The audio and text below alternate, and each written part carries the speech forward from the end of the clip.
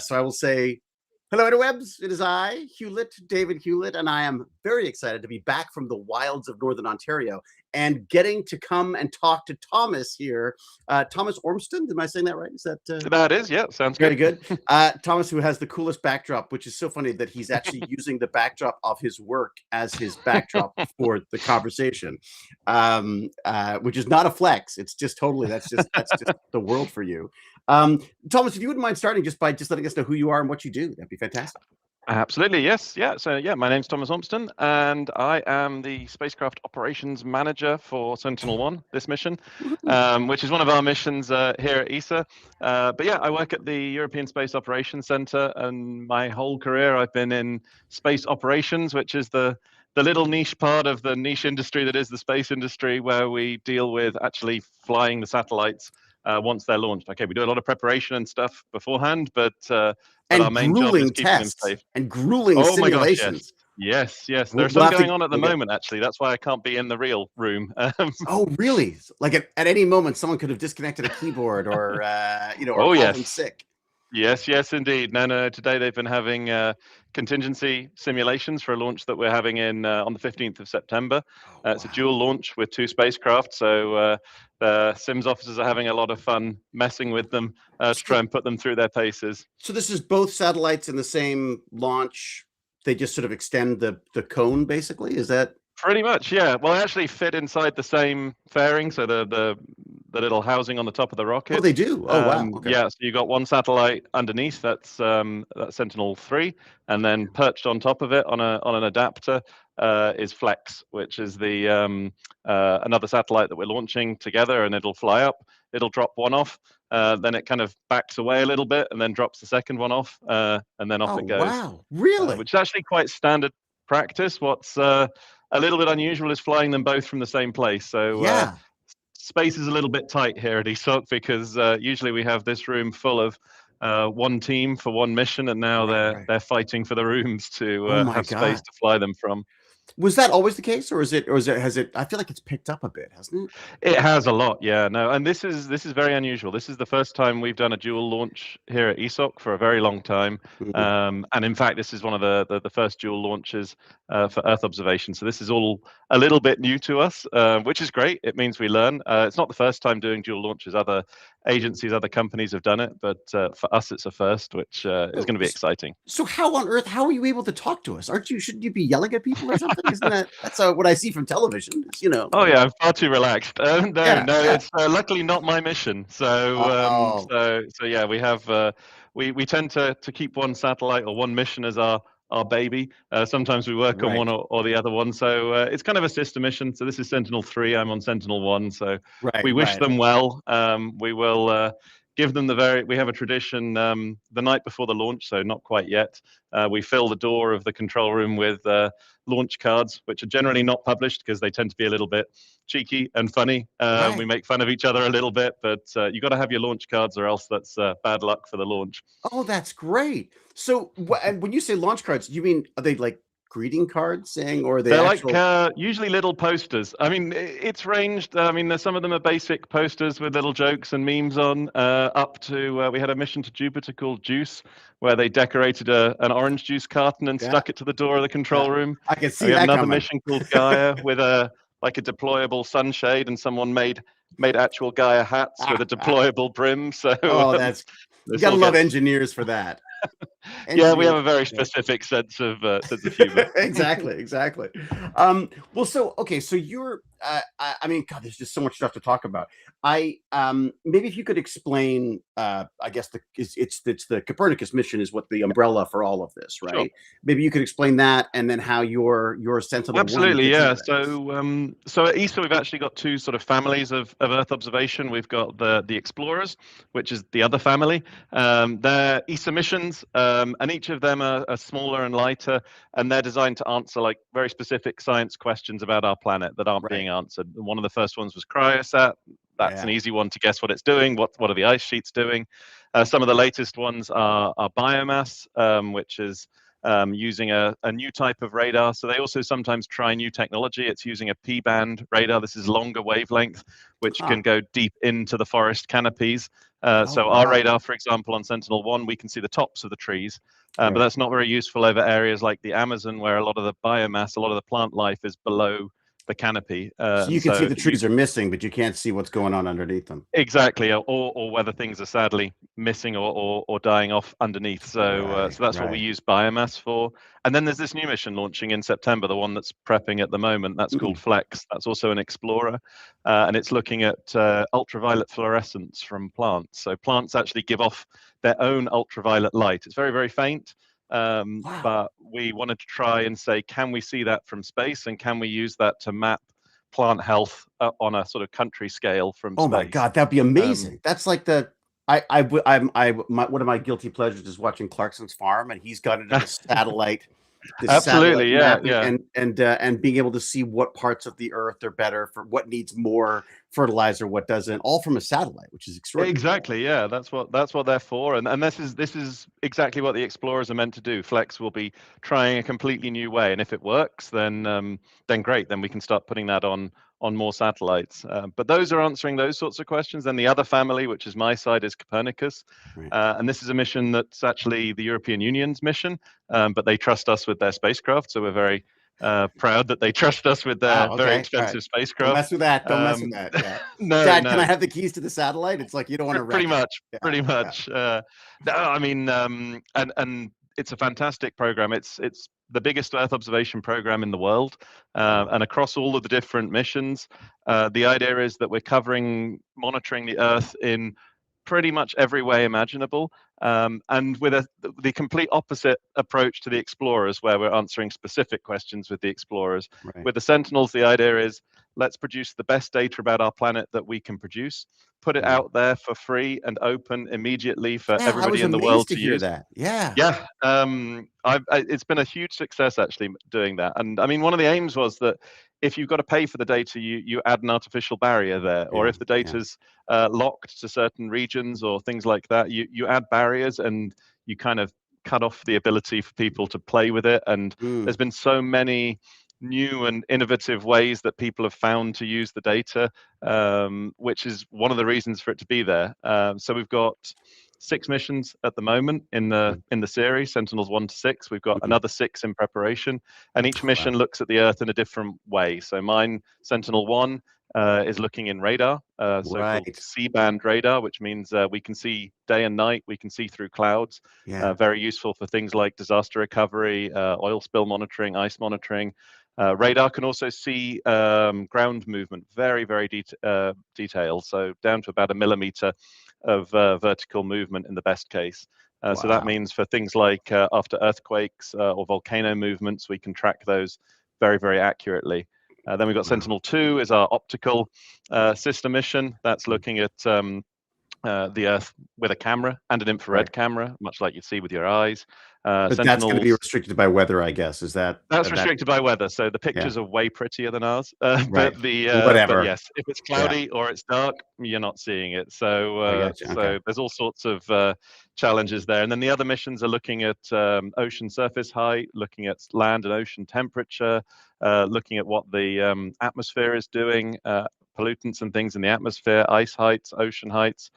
I mean, pretty much everything imaginable. And then on top of that, the Copernicus program is not just the Sentinels. The EU has a wider program of ground-based sensors, balloons, aircraft, and all this data feeding into this idea that you've got one massive program giving the best data possible about our Earth immediately for people to use for all sorts of applications, whether it's business, science, emergency relief, or anything.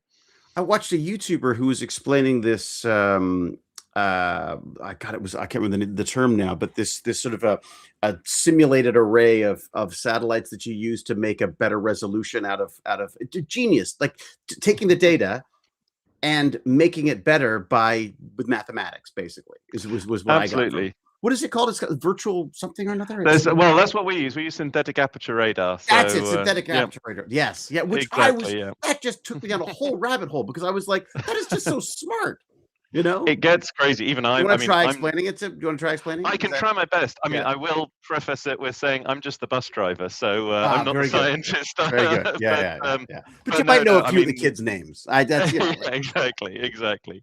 No, I mean, the principle is that as we fly along the Earth's surface, we're able to bounce the radar beam off the Earth's surface multiple times, and because we move as we're firing this radar beam, it's as if you can kind of synthesize it back together, as if you've got an arc covering that whole position of our movement. so you get a much Uh, larger camera, for want of a you better get word. effectively, yes, like this Yeah. giant aperture, effectively, this Yeah. giant, camera made by our movement, and then using a lot of wildly complicated maths that I do Yeah. not understand, Yeah, then me you neither. can Yeah, yeah. synthesize that back into one image, and indeed, yeah, vastly improve on what you normally would be able to get from our antenna, which is already quite large, but even then, I mean, we've got one of the biggest radar antennas in space. What is it now? But What even what then, size is the actual antenna so itself? it's about 12 meters long. So this is our little satellite. 12 meters And long? yeah, and so this is the antenna here at the bottom, Oh, and it's wow. yeah, it's very big. So 14 tiles all along here, and we All can of which has configure to, I those guess, to. unfold in that origami type way. Yeah, exactly. So we had quite a complicated unfolding mechanism with our spacecraft. We had to open out the arrays, and the two panels actually hinge in half as well. This was all wrapped up in the launcher. There's a Um, beautiful video. There's an animation that was done that I was watching, and I was like, "How long yes. is this?" Because it just kept going and going, Oh, and yes. because there was so much In to our world, it unfold. was 13 hours doing all of that, because you have to Was be it? really Oh, careful. Because if you open the wrong one in the wrong way, then you block the other thing. So you have to be oh, really careful. And of course, we also had to prepare in simulations a lot for what happens if part of it gets stuck and things right, like right. that. And I would say that we had then come up with complicated technical answers, but usually the solution was just to jiggle the motor backwards and forwards, or turn it up a bit to try and snap it out. You got to come up with better terms for that. Yeah, you got to make it sound. Yeah, I Jiggle believe the it was motor up. Yeah. torque modulation.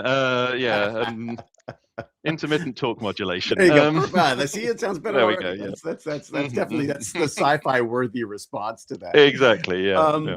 Wow. So that I can't look. I can't even look. Just doing little podcasty things. The idea of trying to operate anything from a distance just seems like a nightmare to me. I don't know. I mean, you are obviously having to use incredibly reliable technology. You have a wonderful story Mhm. about the phone, the emergency phone, the red phone that isn't red. Yeah. It's actually an old, what is it, Nokia or something? Oh That's yes, yeah. We've got old Nokia yeah, Nokia phones, because we know that the battery lasts forever and they yeah. just work. So yeah, It's no, very Battlestar Galactica. It's very sort of like it is a the bit. old Yeah, ships.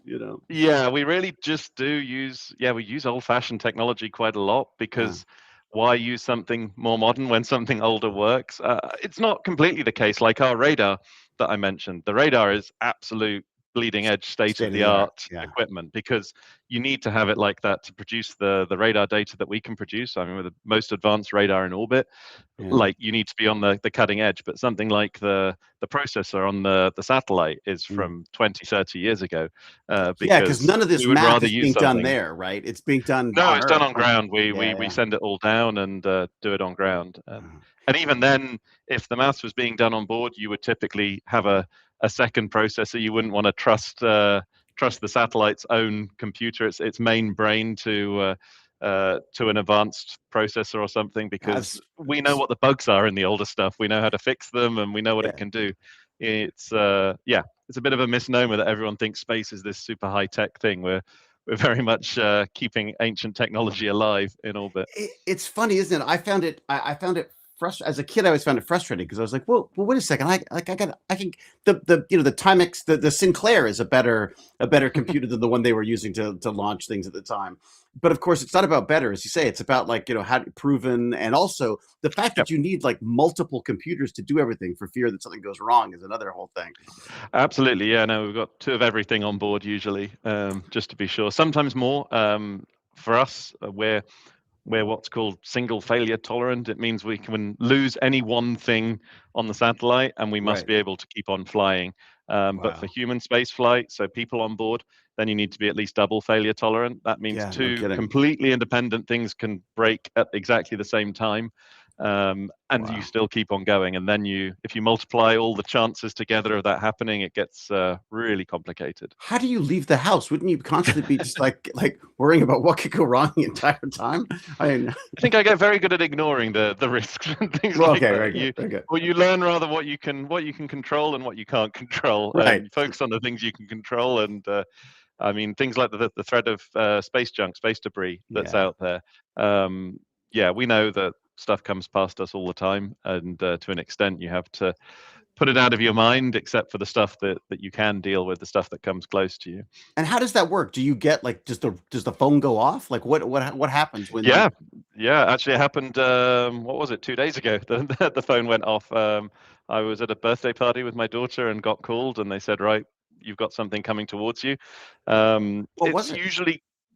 This one was that was Fengyun-1C debris. So most of our collision warnings are with two groups of objects. One's called Fengyun-1C. It was an old Chinese weather satellite that about 15 years ago they conducted an anti-satellite weapons test and blew up their own weather satellite, which created a huge cloud of debris in a relatively high orbit. And then the other one is Iridium Cosmos, which was an American communication satellite and an old Russian spy satellite that hit each other. Just a routine collision, if you like. But they didn't know they were there, basically. Big satellites, yeah, exactly. And they just flew into each other and created another huge cloud of fragments. So actually, it's very rare that we would come up against something that was what we'd call an active chaser, which is when it's operated by somebody else. It's most often junk up there, junk. Wow. And it's just a piece of nothing, or even we don't know what it is. I mean, we also had a warning last week for unknown, which is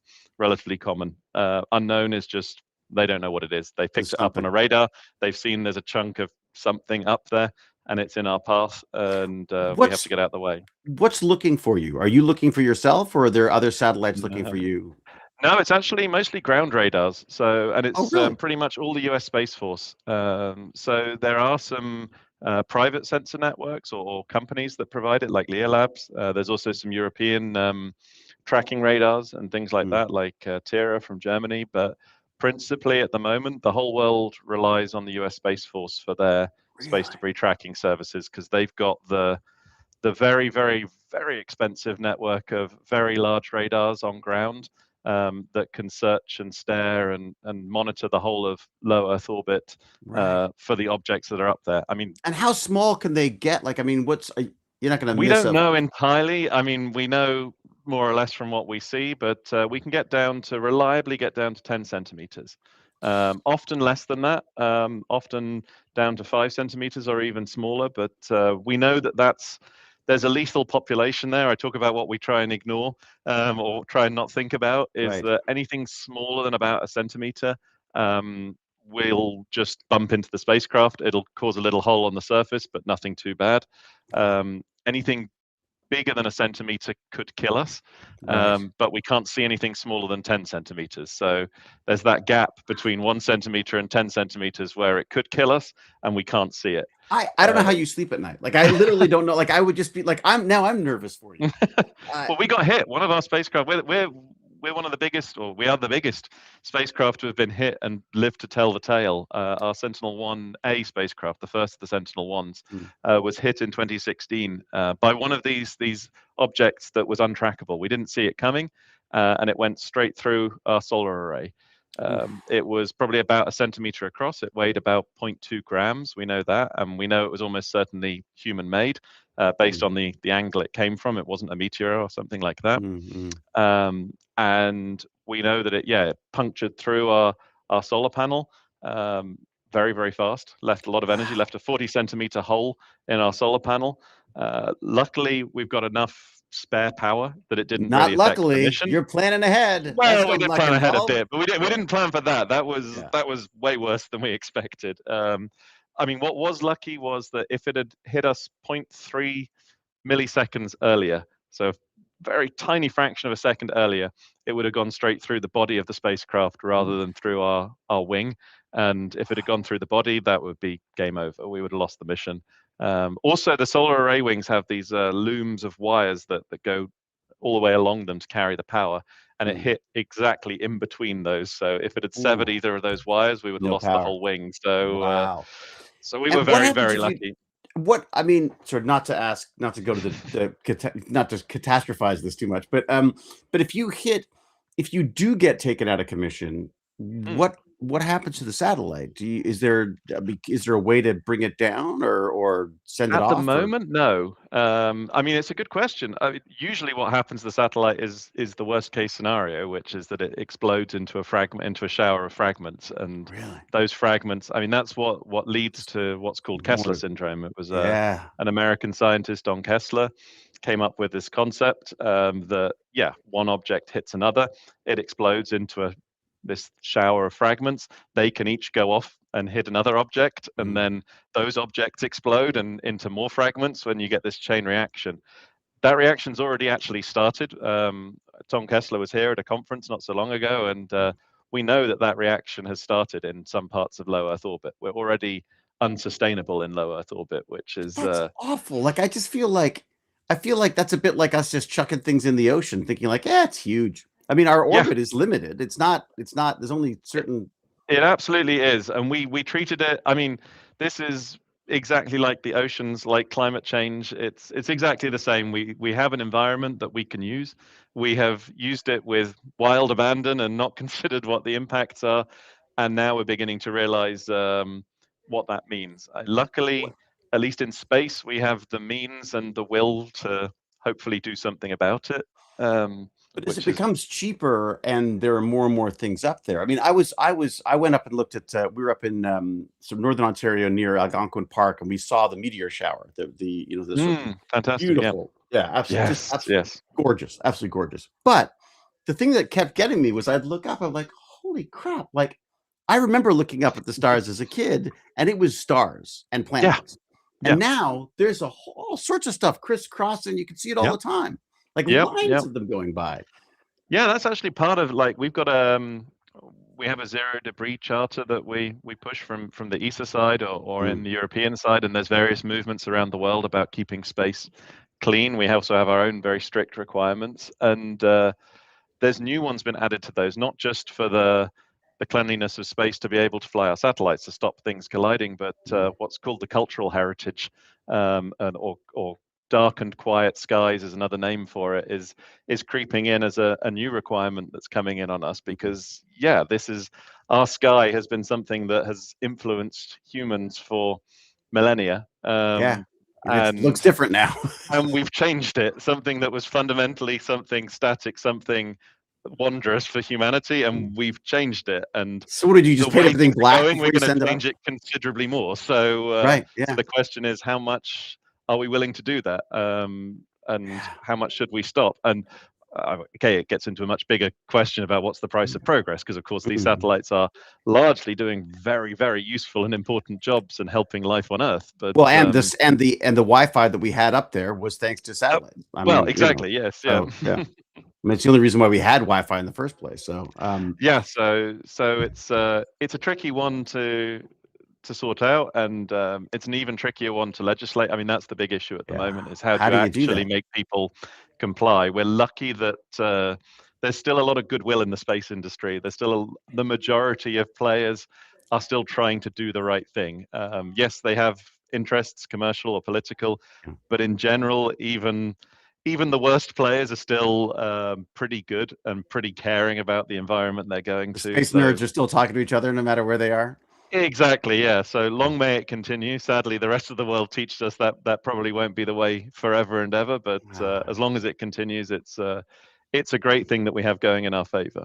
And this is something that is in everyone's best interest, because if you, in this, for the sake of progress, now it's not about throwing things up there. Now it's about making sure that we can throw things up there. I mean, Absolutely, yeah. No, we're literally running out of space, yeah, yeah. and That's that's a problem extraordinary for to me. all. I It's just can't believe what is it's a this. real challenge for all. And there's also, I mean, at the moment we have de facto land grabs in space, constellations from commercial actors, political actors, nation states, various players are launching large constellations. Yes, Starlink from SpaceX is the most famous, the most well-known, but there are many others from Amazon, from other countries, China, from also Europe as well. We're planning a constellation. We have one called OneWeb already from a business, a company, and we've also got one that the EU is planning called Iris Squared.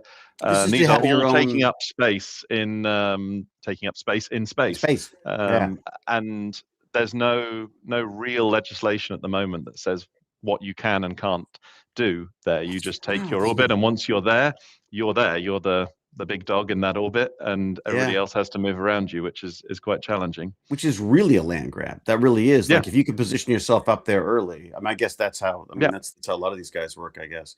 Okay, so I mean, like I could go on for years on this stuff, and we'll come back to it. But I kind of want to know how you got into this. Like, how did you? Like as a kid, were you going like, I want to pilot that? Like what's like how does it work? No, I came to it a little later. I mean, as a kid, I was generally nerdy. I'm sad to say. It's a badge of honor because I ended up here. But no. I was generally quite the nerdy kid. But not specifically space. I mean, pretty much it was model railways, which I think is even nerdier than space. What scale? HO and what were you using? I was HO and then N gauge. I switched to N gauge. Really? So, you know. N was too fiddly for me, but HO. I was a kid, and I felt I could fit more into my tiny bedroom at home. You're right. So, yeah, I actually came up with a whole system of like trying to get a board that I could hang above my bed so that there was enough room for it to come down. Except it sometimes did come down in the night on me. So oh my gosh, that was stopped pretty quickly. I had it down one side of my room. It was fantastic. But so I upgraded to the much cooler nerdiness of space, I think. Yeah, that's true. That's true. No, it was a bit later. You could still be out there watching trains if there's. I would be. Exactly. Yeah. But you know, I'm happy with space. It's a good second hobby. No, oh my God! I think I always had like star maps and stuff. My parents had always got me like a map of the night sky, and I'd never really got it. I'd gone out occasionally and would look at it and be like, oh, okay, don't know what that is really. That's why the apps are so nice now. I gotta say. That's it. Yeah, this was pre-apps, but if such an era existed. But yeah, no, and I remember I watched a program on telly about black holes one evening and thought, I'll go out and do my usual thing with the star map, and held it up. And I remember it was Arcturus in Boötes was the constellation I saw. Wow. And I'm like, that star is that, and that probably means that is that and that. And so for one night, it all connected. Suddenly I could work out where everything was, and I was super excited.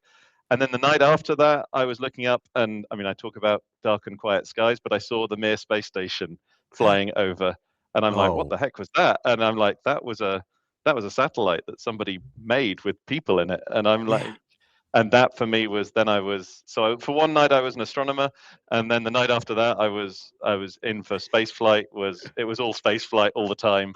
And you're all for the dark. You're all for the dark skies, and then all of a sudden it's like, oh, I want to get up there. I know exactly. It's a terrible hypocrisy, but yeah.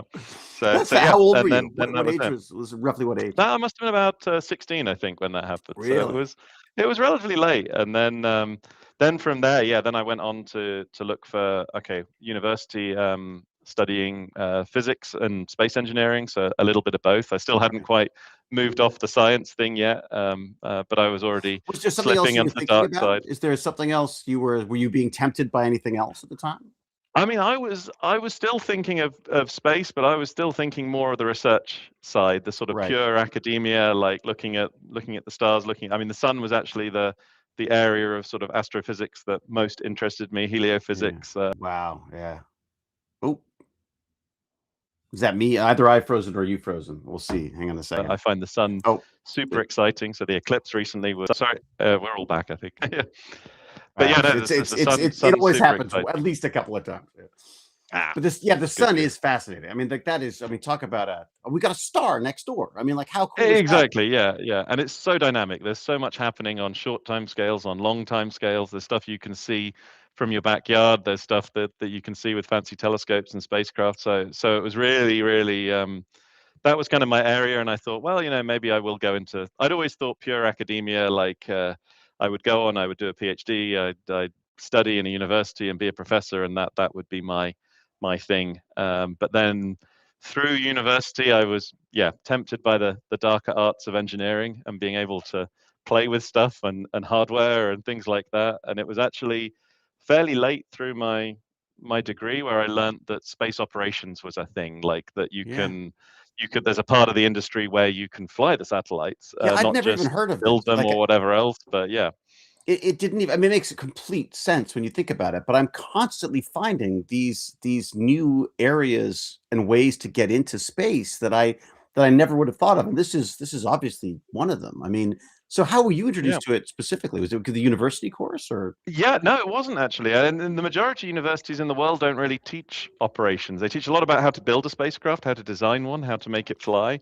But actual operations, no. It turns out there's an organization in the UK called UK SEDS. There's actually SEDS around the world. It started in America as Students for the Exploration and Development of Space. It's sort of a student club where they hold a conference once a year where spacey students from around the country can get together and talk with each other and Right. geek out about space. Yeah. And there was a lecture there from someone working in space operations that said, right, this is what I do. This is what flying satellites is like. And they were talking about space debris as well. And I'm like, wow, Already. this Yeah. is really really interesting. Like I want to go for this. Yeah.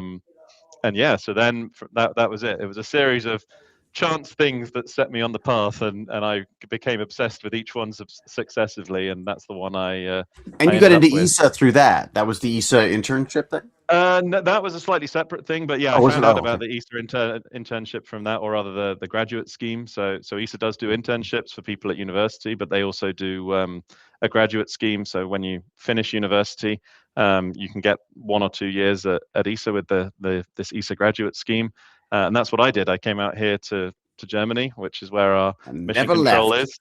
And never left. No, that was I came for 1 year. I thought I'd come for 1 year, then go back to the UK. And that was 21 years ago, and I'm still here, But so but still the love it. UK is not doing this, right? Is the UK doing this? There's nothing that they're doing out of the They England are. I for mean, this, they're is doing it? a fair amount of space stuff, and there are actually operation centres in the UK where they fly satellites. So Oh, there's there some are. Oh, I didn't commercial know. Okay. ones. All right. Particularly some telecommunication satellite operations are Right. That there, makes some sense. military satellite operations. So they do have Yeah. some, but this place here, I mean, ESA in Germany for me was the absolute crown jewel, the one I desperately wanted to come to. So felt so lucky I could, because I mean, UK is part of ESA, so Yeah. we're doing it for Britain, we're We're doing an it for the rest associate of member. As Europe. Canadians, we're an associate member. Exactly, We're Canada is trying. an We're trying. associate member. Yeah, yeah, on the patch. We're trying to So step it up. We're trying to step it up a yeah. little, I think, so. No, it's good. We actually work a lot with with Canada as well. Mm. So it's really nice, and I also like the mission of ESA. I mean, it's a little bit sci-fi. I loved sci-fi as well as a kid, so it does. You have that feel of people from all different countries, all kind of Yeah. working together for Yeah. the good of. I mean, the good of space, the good of developing space, and things like Yeah. that. I mean, yes, we have all the problems that a big government agency normally would have. So it's not all brilliant roses and beautiful utopian sci-fi, Right. but at the same time, I still very much believe in the dream, and I think we still do deliver on the dream that it's really space for Europe, for the world, for everybody. It's funny because ESA has a very different feel to it than NASA. I don't. I grew up with NASA. That was my. Mm, I'm as a Canadian, and then eventually yeah, as a Brit. I was British originally, but as grew up in Canada basically. So NASA was sort of the big thing for us. The Canadian Space Agency's only sort of just came into my purview sort of later because I'm not sure how. Maybe it's just I just didn't know about it. But it's funny how the ESA thing has this wonderful, there's something about it. There's a sort of a wonderful mix of, as there is at NASA, there's a wonderful mix as well. But the ESA yeah, has a less sort of marketing driven approach. I think it is. Maybe it just seems to be sort of it's for me. It's just very European. Maybe I don't know. yeah. No, I think it is. It's a bit of everything. I think it's a bit of the Mm, European flavor versus the mm. American flavor. I think it's a bit of the we're not one Yeah. country, so you take that national thing out of the That equation. is a big difference. The fact that you're Um, talking to people from all yeah, different places, and even, I'm listening to you with an English accent in Germany talking about, ESA based in the Netherlands, and like, yeah, it's wonderful. yeah, Yeah. I think that's a big part of it. yeah. So it's a very different flavor. We see it as well with our with our colleagues from NASA, and yeah, I love the ESA environment. I'm And like make a okay, pilgrimage to ESA open day now every year. Like that's my I went last year. I'm like, okay, excellent. I'm coming back this year. I love it because I love that Oh, mix of people fantastic! Yeah. from everywhere, and so um, No, it's really fun. It's really fun, and it's different. I mean, it definitely was a step. I mean, working with people from all over Europe, you learn that everyone a lot of the cultural stereotypes are rubbish, and yeah, a lot of them are yeah. true. Uh, so so you get used to working with very different people from different countries with different skills and things. But it's I mean, it just adds to that diversity. I mean, you've got all the classic parts of diversity, but also that, and I mean, any kind of diversity makes the team That's it. stronger, and it's really That nice was to the thing work that I with. find so funny about it is that I don't understand why there's any debate about it, because the reality is if you don't want everybody coming from the same perspective because they're not going to solve anything. If you've got people from different perspectives looking at stuff and different upbringing, different I mean Absolutely, yeah, yeah. I think that's that again. I guess that's the sci-fi dream, isn't it, of bringing together all those different people. It very much is, yeah, and it's yeah, a lot of us here, I think, buy Mhm. into that a lot, which is Was it Star very Trek? Was good. Star Trek It's very nice to have your that. go-to? Oof. I was Star Trek and Oh, Stargate. really? Came to Star Wars then a little bit later, but yeah, it was mostly Oh, Stargate and Star wow. Trek for me. I So always assumed Star Trek because Star Trek is so sort of almost engineering and space based. yeah, I mean, it does have that Uh, thing. So but that's but yeah, oh, yeah, good. no, Stargate no, as it was a well. bit of both. Fantastic. Oh, good, good. So, Okay, all right. yeah, yeah, yeah, of Um, course, of course. I mean, I gotta say, your command center looks better than us. So you got more screens already. So it's It very does look quite cool. Yeah, we're actually building a new one. This one's going to get knocked down in a couple of years, which is what do very you sad. what But like for what yeah, reason? Like what needs to be? It's just updating everything, or just because the buildings are ancient, we've been flying from here since the late '60s, early '70s.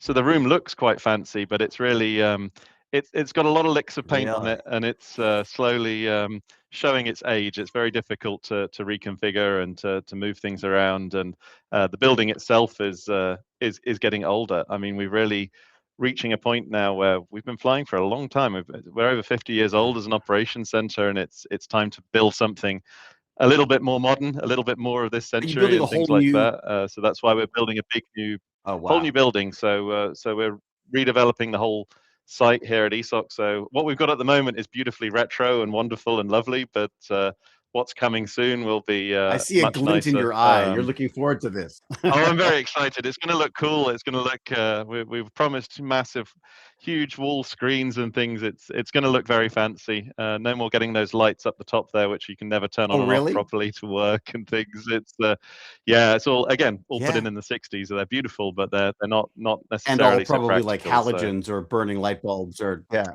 oh Yeah. yes, yeah, yeah, yeah, yeah. No, it's quite old school, and the new one will be lots more modern. And also, I mean, getting the people in is something that wasn't really considered. I think when they started this place, it wasn't really considered that we'd have lots of people interested in what we're doing and visitors and Oh. things like that. So this is very much built for us to do our work. But you want to bring crowds of visitors in, Oh, or that's press, or interesting. camera crews, and they kind of have to jostle and share space with I us wouldn't and have ever things like thought of that, that. but So of the new one course. will have proper galleries and everything where they can stand up and look down on us and watch what we're doing and not disturb And us and it's so things, which will important be because unless quite nice. people see what's going Oh, on, they absolutely, can't, it is. they're Yeah. not going to connect with it. It's Absolutely, and that's part of our job here as well. I mean, that's the other nice thing I like about ESA is it truly is part of our mandate, not just to do mm, space stuff, but to show people space stuff and to inspire people with space, to show people, I mean, what their taxpayers' money is well, there's being that spent too, I on suppose. and why Yeah. spending it on space Yeah. is a good Yeah. idea. It's good. It's good So for job yeah, security as yeah. well, I think, probably. Yeah.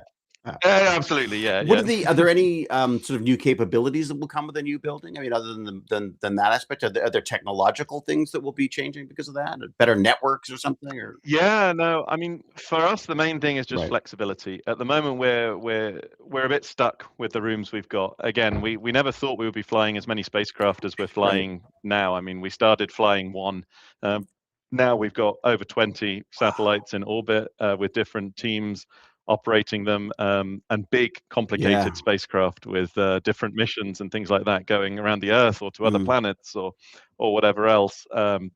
and we're not very flexible. We have rooms, and we're going to have to stick to the rooms. If you want more consoles, less consoles. If you want to suddenly make everything automatic, but create some kind of control center where you can see 20 satellites at once, we can't do that at the moment. It's really difficult with the rooms that we've got. So the main thing it'll bring is flexibility. We'll be able to remold the building, flexibly move wall systems, computers as we want, and be able to support more things in parallel. Because again, everything is built here to do one thing at once. This room behind me is meant for one launch, and I say we're launching in a couple of weeks, or three or 4 weeks, 2 spacecraft, and that means that one has to get the tiny backup control room across the road, whereas the new building will give us the ability to flexibly have multiple main control rooms and things like that. Something else that never would have occurred to me. Of course, these things are designed for a launch or a mission. They're not designed to be continuing multiple things all the time. No, absolutely not. So it's a new world for us, and it's only one that will increase. We're getting more and more satellites. Do you get more people as well? We need to be ready for that. Sometimes, not always. I mean, that's also the thing that we deal with a lot is where does automation come in? I mean, AI is obviously very popular at the moment. I don't think it gets away from the human element of operating spacecraft. There are still things humans do well. AI does other things well. So yeah, we're able to do a lot more with a lot less people now than maybe we were 10, 20, 30, 40 years ago. The nature of computers has changed that too. I mean, that's absolutely. But we still very much try and take that not as an opportunity to say, oh, we can downsize now. It's okay, with the people we've got, we can do so much more than we ever could before, which is why we can now fly 20 spacecraft and things like that, which we when the PC became available to everyone thought like, oh, that's it, we're done. No one's gonna have any jobs anymore. I feel like I've heard this before, so we'll see. Absolutely, yeah. No, it's absolutely true, and the same with AI. I mean, we're looking at it obviously a lot. We're already starting to play with it as with everybody else. Have you played with it? Are you playing with anything in particular? Absolutely, yeah. I mean, I got to say, like, for some of the stuff that we do here, it's the boring stuff that it's the most help with. I mean, there's a lot of push to try and put AI into a satellite. Or could a satellite think for itself? Or could it maybe tell you when it's going to break? And that's one of the cases we get very often is, oh, could it detect a fault on our satellite? Because that's what they think. We're sitting there waiting for the alarm to go off, and then we run into the control room and try and put the fire out. Exactly. It's like, what if it could tell you before? And actually, that's not as relevant, mostly because we've been building satellites for quite a long time. We know what we're doing as a continent, as an agency, as a people, and of all the faults I've had, and I've had many anomalies across my career with different spacecraft, most of them came out of nowhere. Something just went bang one day, and no AI could ever have detected that. For the other ones, there were problems, but even if I'd found out about them, I mean, one of my satellites, Sentinel-1B, actually completely died. We lost both power supplies on the instrument. How did that happen? And so that was game over. The leading theory is it was a bad capacitor soldering on one of the electronics boards. Something as simple as that, after many years in orbit, kind of delaminated and just stopped working. And it just caused the power supply to fail. How long was it up there? And the backup power supply failed. It was up there for just under 7 years before it failed. The lifespan of these things is normally about 7, isn't it? The lifespan is 7 years, so it was pretty good. I mean, it did do pretty well, but just not quite well enough, unfortunately. So yeah, we lost that, and we actually went back through all the data, and we said, yeah, you know what? Yes, we could have spotted that. We saw that there was a tiny current that got very slightly noisier over a whole year before the thing failed. You can't fly up there and replace the capacitor. Well, and that's the problem with getting AI to spot things. Even if it had spotted it, I would have just said, well, we'll keep looking at it. We'll keep monitoring it. There was nothing we could do to change the temperature or the cycle. We wouldn't have swapped to the backup, because you never swap off something that's working and things like that. So it wouldn't have led to any change. And then, I mean, there are probably 2 cases where something went wrong and we would have known about it, that I remember from my career. We had a fuel leak on Sentinel-1A. One of our thrusters got leaky behind the thruster, there was a sign of it about a month before we noticed it, which is a little bit embarrassing for us, but it was quite subtle. And then when but when it got bad, because it's sort of the leak gets wider and wider as more fuel leaks through it, the point where it really started gushing fuel out, that was the point where suddenly all of our normal alarms went off, and we came in and we dealt with it. So I'm not quite convinced with the AI being used for finding anomalies. I think it could be useful one day, but it's so useful in the boring stuff. I mean, our spacecraft have user manuals, hundreds and hundreds of pages of documents about how the thing works, and finding information in that is difficult, and that I spend my time doing. And AI is great for that. I mean, writing and improving software code, testing things. I mean, they're all really banal, mundane and the tasks, humans but it's great at doing those very tasks. fallible on those things too. I mean, there's only And they they really are. So it's kind of really about just learning where it's best used. So I think I think it obviously has tremendous potential, but sometimes you have to think a little bit laterally about where the potential is. Yeah, it's funny. Used. It's things like, I mean, the thing that really that where my little sort of aha light bulb went off was I love coding. I don't do it. I don't need to do it. I do it entirely for fun. Yeah.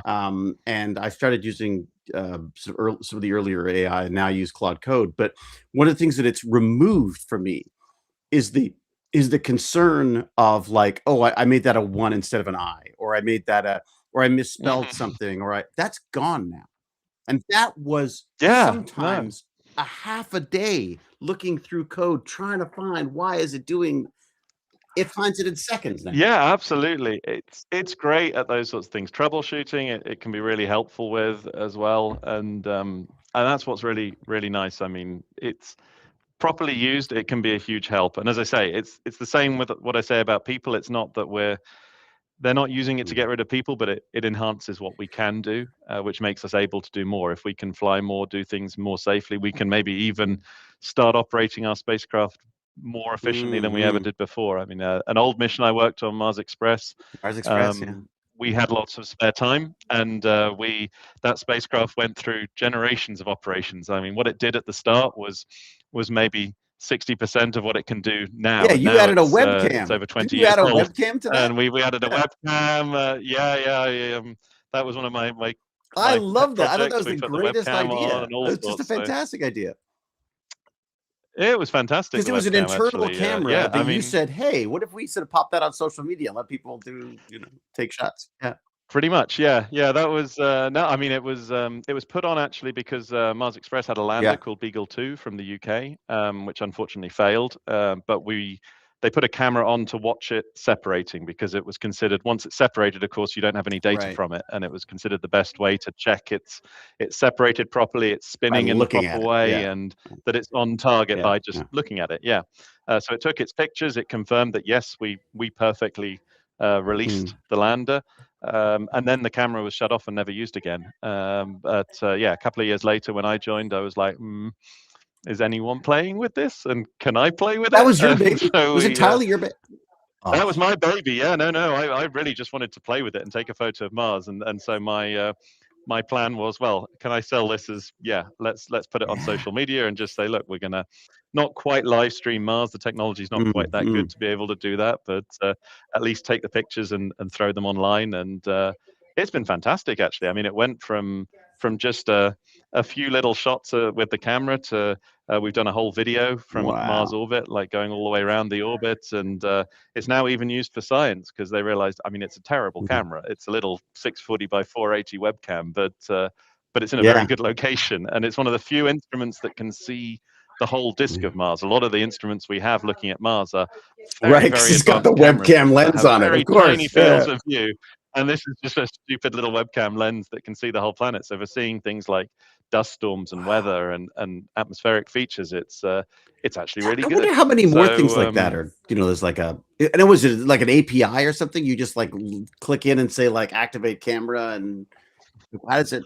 Yeah, I mean, we had all the procedures to be able to turn it on and use it, and then we threw it all online, and the rest is history. Okay, now of course we properly use it. As I say, it's now got a proper science team that looks at it. It's all quite a long way from our initial just playing with it, and it almost all died and didn't work because the camera is actually tilted. can't remember what it is. It's around 20 degrees off to the side to be able to take a picture of this lander as it came away. And so when we took the first picture, we asked our very, very clever flight dynamics people, they're the ones that do all the maths for the spacecraft. We said, okay, tilt the spacecraft 20 degrees in this way so that you point the camera towards Mars and we'll take a photo of Mars. And they're like, oh, okay, yep, we'll do that.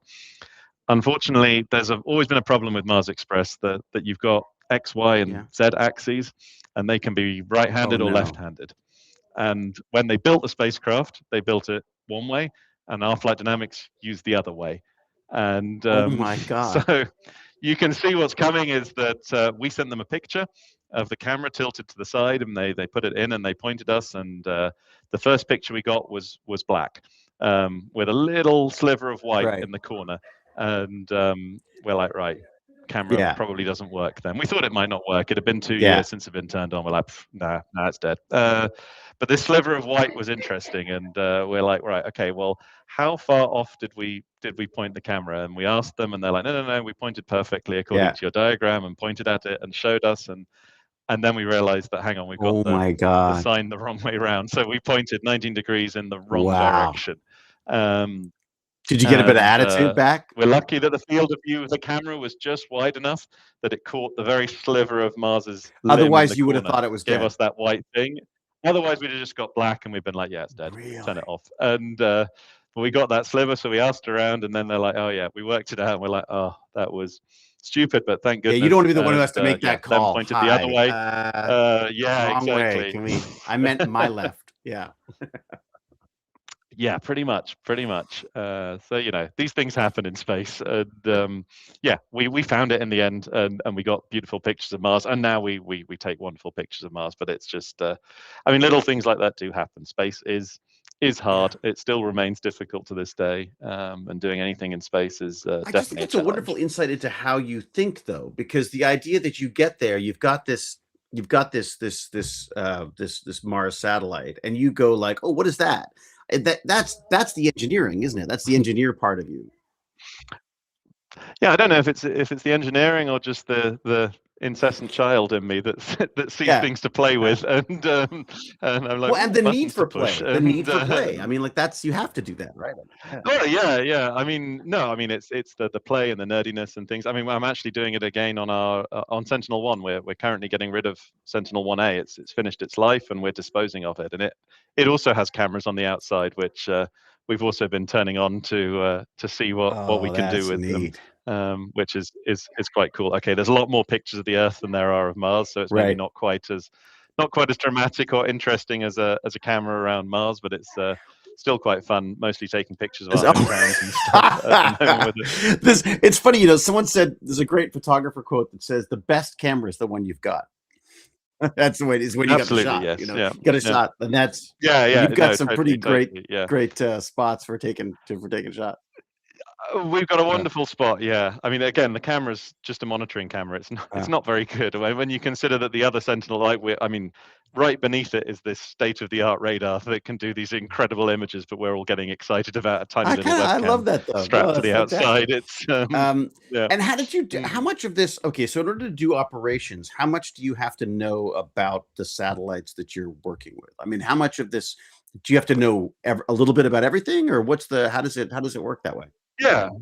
I mean, you learn a lot about your mission. You usually, in an operations team, you usually have people that are specialists in different subsystems of the spacecraft. So maybe the attitude and orbit control, how we move and point the spacecraft, in the computer that's on board, in the power system, radio system, things like that. So you'll usually specialize in one given area, but then everybody really gets to learn the mission that you're working on, the spacecraft that you're responsible for. But I guess it's a bit like pilots that go from aircraft to aircraft. I mean, there's some principles in operations that you learn, like 50% of your knowledge are the sort of basic principles of how to fly a spacecraft, and really a lot of it is common sense. I mean, a lot of it is just being careful and being accurate and things like that. And on top of that, you sort of, it's like a type rating, they call it, I think, for pilots. You get to learn your spacecraft and and you get to learn what it does. And then after a while flying it, you get to learn its personality and its ways and things as well, because they all have different ways of behaving. I have they changed much? I mean, is there a huge difference between the way you would pilot or pilot, I guess is the term, Sentinel-1 to Sentinel-5, or I mean, yeah. Well, okay. I mean, the Sentinels are actually they were all built around the same time, but yeah, there's different generations of spacecraft. I mean, what we see now is more and more automation on the satellites, so they can do a lot more than they ever used to be able to do themselves. So it used to be, I mean, the satellites from sort of 20, 30 years ago are still very much needed all of their instructions from ground. You needed to walk them through every single thing. So if you wanted to say take a picture, you don't say take a picture, you say, okay, turn on the heater to warm up your camera, now turn on your camera, now check your camera, now program the camera, and you took it through each step from ground. Whereas now it's a lot more like, you just say, take a picture over this area. I mean, even our modern Earth observation spacecraft, we have what's called position tagged commanding. So we used to command by telling it, take a picture at this time. And we'd have to work out when it was over the right point of Earth to take a picture and things like that. Now the satellite's got a GPS on board. It knows where it is. And we just say, whatever, take a picture of Toronto, take a picture of London, and it knows where that is, and it works out when it's at the right point, and an image is there, which, so it's getting more and more automated on board, which means that we can be a lot more hands-off with the operations, which is quite nice. I mean, slightly less dramatic sometimes, which is kind of a shame. But you know, it does mean, again, in terms of us being able to do more with what we've got, it allows us to do a lot more for a lot less. You got more time to play with the cameras. Absolutely, yes, yeah. Of course not. If my boss is watching, then no. I'm obviously keeping our radar safe. But, exactly. I've got some questions. Are you up for some? Up for some questions now? Let's see what I've got here. Questions part 1. That sounds. Oh, there's a lot of them. Okay. Oh yes, very good point. I've got to say huge thank you to our co-geniuses. These are our patrons who have actually supporting specifically this show. We got Psycho Liz, we got Samantha V, we got Minnie Rockhopper, we've got Ryan and Jen. Thank you so much, very much for being a part of this, and of course for Susan for helping out today because and reminding me of these things. But questions for Thomas now. Okay, Elihu says, does Sentinel-1 help track wildfires on Earth? Yes. Yeah. No, good question. Actually, we do. And some people think we don't because Sentinel-2, our sister mission, is the one that's more usually associated with tracking wildfires because it has an infrared camera, so it can see heat, optical and infrared. So it can see the heat of the fire fronts. It can see the smoke and it can see the burned areas. But it still has that problem that if you're looking with a camera, you need the sky to be clear. So if the sky gets cloudy or there's too much smoke from the wildfires, smoke is your right away. Yeah, then you're kind of in trouble. So it can do. I mean, that's where we get the best data is when you mix things together. So you mix in a bit of Sentinel-2, which is doing this. It can see the heat from the fires. What we can do is see through the smoke. And another thing that radar is really good with is you can tell from the reflection of the radar how rough the surface is, if it's sort of relatively rough or relatively smooth. And a fire usually changes that quite significantly. So a surface that's bushes and trees growing tends to have a lot of complicated leaves and things, and that reflects the radar beam in all different directions. So you can kind of say that's a very rough surface, that's probably got vegetation. Once it's burned, it becomes, to a radar, a lot simpler, a lot smoother. And so we can very accurately map or measure the areas that have been burned and use that to again build sort of burn scar mapping and things like that, which are more important in the recovery phase rather than the firefighting phase. That's more where Sentinel-2 comes in, but all of it kind of fuses together. When you mix that then with data from the ground as well, from drones and firefighters on the ground, that's where you can really start helping. The other thing we can do, which we do along with Sentinel-2, is try and map the areas that are likely to generate forest fires, which are or wildfires, which is in some ways much more important because it's much better if you stop them before they start. And we, throughout the summer, Copernicus produces risk maps. I'm not sure on what basis it's a week or something, but it's fairly rapid. They produce risk maps for the whole of Europe showing the wildfire risk, and that informs people on when they need to bring in special measures. Like, I mean, it sucks, but banning barbecues, banning fireworks, all of these things that that could generate wildfires, and trying to reduce the risk. So and you actually see it being effective. You're destroying people's summers then. Basically. Absolutely, yeah. We're complete killjoys. But that's wow. Okay, so so will this do ultraviolet? The flex. Will the flex be able to tell us more about the vegetation then as well? I would hope so. Yeah. I mean, again, one of the big aims of seeing this ultraviolet radiation from plants from space is to be able to map the health of plants. So you will be able to hopefully map, well, obviously burnt areas, but also look at stresses on plants and things like that. That leads into the bigger impacts of climate change and different weather conditions as well on how plants grow and things like that. So it all paints a picture effectively. That's the thing. I mean, no one satellite can do a job about teaching us about our planet on its own. They all add to this picture. Right. There's always a feeling with non-scientists that we want one solution. We want one satellite that's going to do everything. And the reality, of course, is that it's I wish I could do it with mine. I keep wanting to say, well, my mission did this. And it's like, well, we helped with that. It's far less dramatic, but it's, we were part of the picture that went into that. And I mean, never stopped actors. We just make stuff up. It's fine. Exactly. Yeah. No, but I mean, it does stunts, help. You know. Exactly. Yeah, I'm sure. Or none of them is the case maybe. Yeah. Okay, so another question from Ilu says, how has Sentinel-1 helped monitor glacier retraction? Wow, I bet you've seen a lot of that up in. Oh yes, yeah. No, that's. I mean, I mentioned ice monitoring, but yeah, of course, we're one of the leading, if not the leading. I'm blowing my own horn a little bit here. See, you got to get better at that. I say we're not important for everything. Yeah, we are one of the leading missions that monitors glaciers all over the planet. I mean, we routinely monitor pretty much all the major glaciers on the planet, with the particularly important ones being Greenland and Antarctica, because these are glaciers that are on a rocky shelf. Effectively, they're not floating. They're not in the mountains. These are causing a huge amount of the ice melting into our oceans, and so we monitor them in lots of different ways. So you monitor how the ice is moving on the surface. You monitor the front of the glacier and how it's retreating or backing away, but also, again, with some wildly complicated maths and inference, you try and monitor what's called the grounding line, like underneath the glacier, because that's often what the most important thing is. Particularly, for example, in Antarctica, a lot of the melting is already happening underneath the glacier. So again, that's where if you look at it with a camera from above, you'll say, well, it doesn't look great, but it's still there. Yeah. But it's all getting eaten away effectively from underneath. Wow. It's like a cavity in your tooth until the point where the whole thing collapses. And so we routinely monitor ice flow, glacier flow, the speed of the flow, the volume of the flow, how that's all moving. Again, I'm the bus driver, but I know that that our scientists in the sort of cryosphere area do all sorts of measurements related to glaciers. And yeah, we're one of the big missions, because we fly over the polar caps. Well, we take data over the polar caps every day.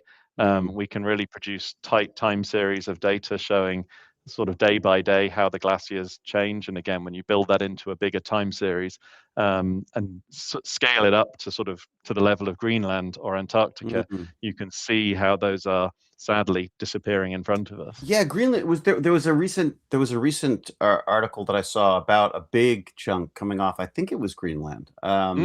You hear about it quite a bit now. It's hard to keep track of them. You do, yeah. I mean, we image the large chunks coming off. Bizarrely, at least I learned from our scientists, the chunks coming off are not the most interesting bits. They're very interesting for shipping and things like that. And we also have that mission to protect shipping against icebergs. Oh God, but they're not the most interesting bits. The bits they're looking for are indeed what's going on underneath, and also the flow rates, how ice is moving across the whole system, and how it's speeding up, how it's slowing down, because that says a lot more about what the changing climate is doing to the entire cryosphere system, rather than just the bits coming off. And can your system pick up stuff about that? Is there a way absolutely, yes, yeah, no, that's exactly what we we try and do with the radar. Again, whenever the icy areas or dark. I mean, the polar caps are dark half the You're year, the guy to more go or less. And so, yeah, we're the ones to go to with the radar. We can see everything that's happening with the ice. Of course, our sister mission, Cryosat, is looking at the ice in a slightly different way, still with radar, but a slightly different way. And it's a big area. Looking at ice is very important because it's a big indicator of climate change. It's one of the I don't know big how many more factors. indicators we need, but yes, Well, yeah. got space debris, we got climate change, we got Oh yes, yeah. we suck at risk management as We do a bit, as a yeah. species. Do you find is there a lot of crossover between the different Sentinels? Do you find yourself talking to a lot of the other teams a lot of the time? Yeah, absolutely. We do a lot of we work with the other teams a lot. I mean, we're in terms of the operations, the ones that fly it, we're all on the same corridor here, so we're Right. often talking to each other, and we try and fly them more or less in the same way as well, because then we can learn from each other, we can help each other out, and things like that. When we go into the future, it'll get even tighter, that cooperation, because we're talking about flying missions actually physically close to each other, not just thematically close. We're all looking at Earth, but for example, one of the Explorer missions actually that's coming in towards the end of the decade is called Harmony, and that's going to fly around us. So we have a very big radar, and one of the most expensive and difficult bits is building something that can produce this big radar pulse, this pulse of radar energy, radio energy that goes down to the Earth and bounces back. And then we receive that pulse. But what they're going to do is fly 2 spacecraft either side of us, or sometimes both on one side, but they're going to fly quite close to us, about 350 kilometers away, and they will hear the echo from our pulses. So they're receive only. So they've not had to do the job of building this big transmitter, but they can hear the echo. So then rather than just hearing the echo ourselves, it'll be heard at 3 points separated. And that's when you can do more of that, again, fancy maths and things like that to stitch it all together, and then you can build up sort of 3D mapping of surfaces and things, particularly for landslide movement and things like that, forest tracking, all sorts of different things. You can do some really interesting stuff by flying close to each other. Of course, we're going to have to start thinking about it. We've enjoyed being by ourselves for a long time, and when someone's all up in our space, literally, we're going to have to learn how to fly with someone close to us. We're going to have to coordinate on maneuvering and things like that. It's going to be fights in the hallway between the different teams. Oh yes, absolutely, yeah. I'm staking a claim now. That's it. Yeah. Are there things like, it sounds like you sound like you're interested in all aspects of this. Is there anything that has sort of really that surprised you about this? I mean, are you suddenly like an iceberg guy, or what? Is there anything that sort of tickled your fancy in the process? No, I mean, I think definitely coming to Earth observation has made me realize how fantastic Earth is. I know it sounds corny, but like I started on a Mars mission. I thought, how can I get better than flying a Mars mission? And I kind of came to learn that, well, yeah, I mean, the first question of like, what do you do? Oh, I fly a Mars mission. Like, that sounds cool from the outset. But then coming down to Earth observation, actually the second question of why do you do it is, there's a lot more to say about Earth observation, which doesn't mean going to Mars is not worth it. It's totally worth it, and we did amazing science, and it's really important that we do explore and we do fundamental science, but just learning how complex and diverse our planet is, and how many areas this data touches in day-to-day life, how much of our lives now rely on information from space is, I think, what's been fantastic. And I mean, I've been Earth observation for over 10 years now, and still finding new things that data is used for, which is really amazing. That's great to see what we do. Yeah, it's such, I hadn't sort of made the connection, but the idea that you were on Mars, and then it's like back to Earth, and then it's like, pretty Earth much. is amazing. It is. And there's a lot of friendly rivalry here between the different teams, and going down from Mars to Earth was there were some jokes, but it's been fun. We brought you back down in our world. It's kind of equal. I mean, in terms of how fun the job is, there are definitely challenges flying around Mars. I mean, the one-way light time is the famous one. This idea that it's there's a delay in communicating. What is it, 5 minutes or something, isn't it? It goes anywhere from about 4 minutes up to about 23 minutes, depending on where Earth and Mars are. Yeah, 23 minutes is like full on. you send your commands, you go for a cup of tea, you come back and check what it's done. But then Earth observation is just as interesting from the job of flying the satellite. We're a lot closer, but at the same time we have to deal with drag from Earth's atmosphere, which is variable, our radiation belts, space debris. Terrible though it is for the planet, there's a guilty pleasure in me that enjoys the drama of being called with a debris warning and coming in and dodging the spacecraft around it and stuff like that. So yeah. And do you literally? Sorry, I mean, pardon my ignorance on this, but so do you literally just go like I mean, is there a joystick or something? I mean, how do you? I wish. I wish. We ask them for a joystick all the time. They won't give us one. Even if they don't plug it in, they could just, Yeah, exactly. Just for the tourists. But no, it's all cliched, but it's all maths. It's I mean, also at those speeds, I mean, the closing speed of these things like space debris. That's why we don't have a sensor on our spacecraft. Some people say, "Oh, could you have something that detects something coming towards you?" I'm like, okay, by the time you've seen it, it's far too late.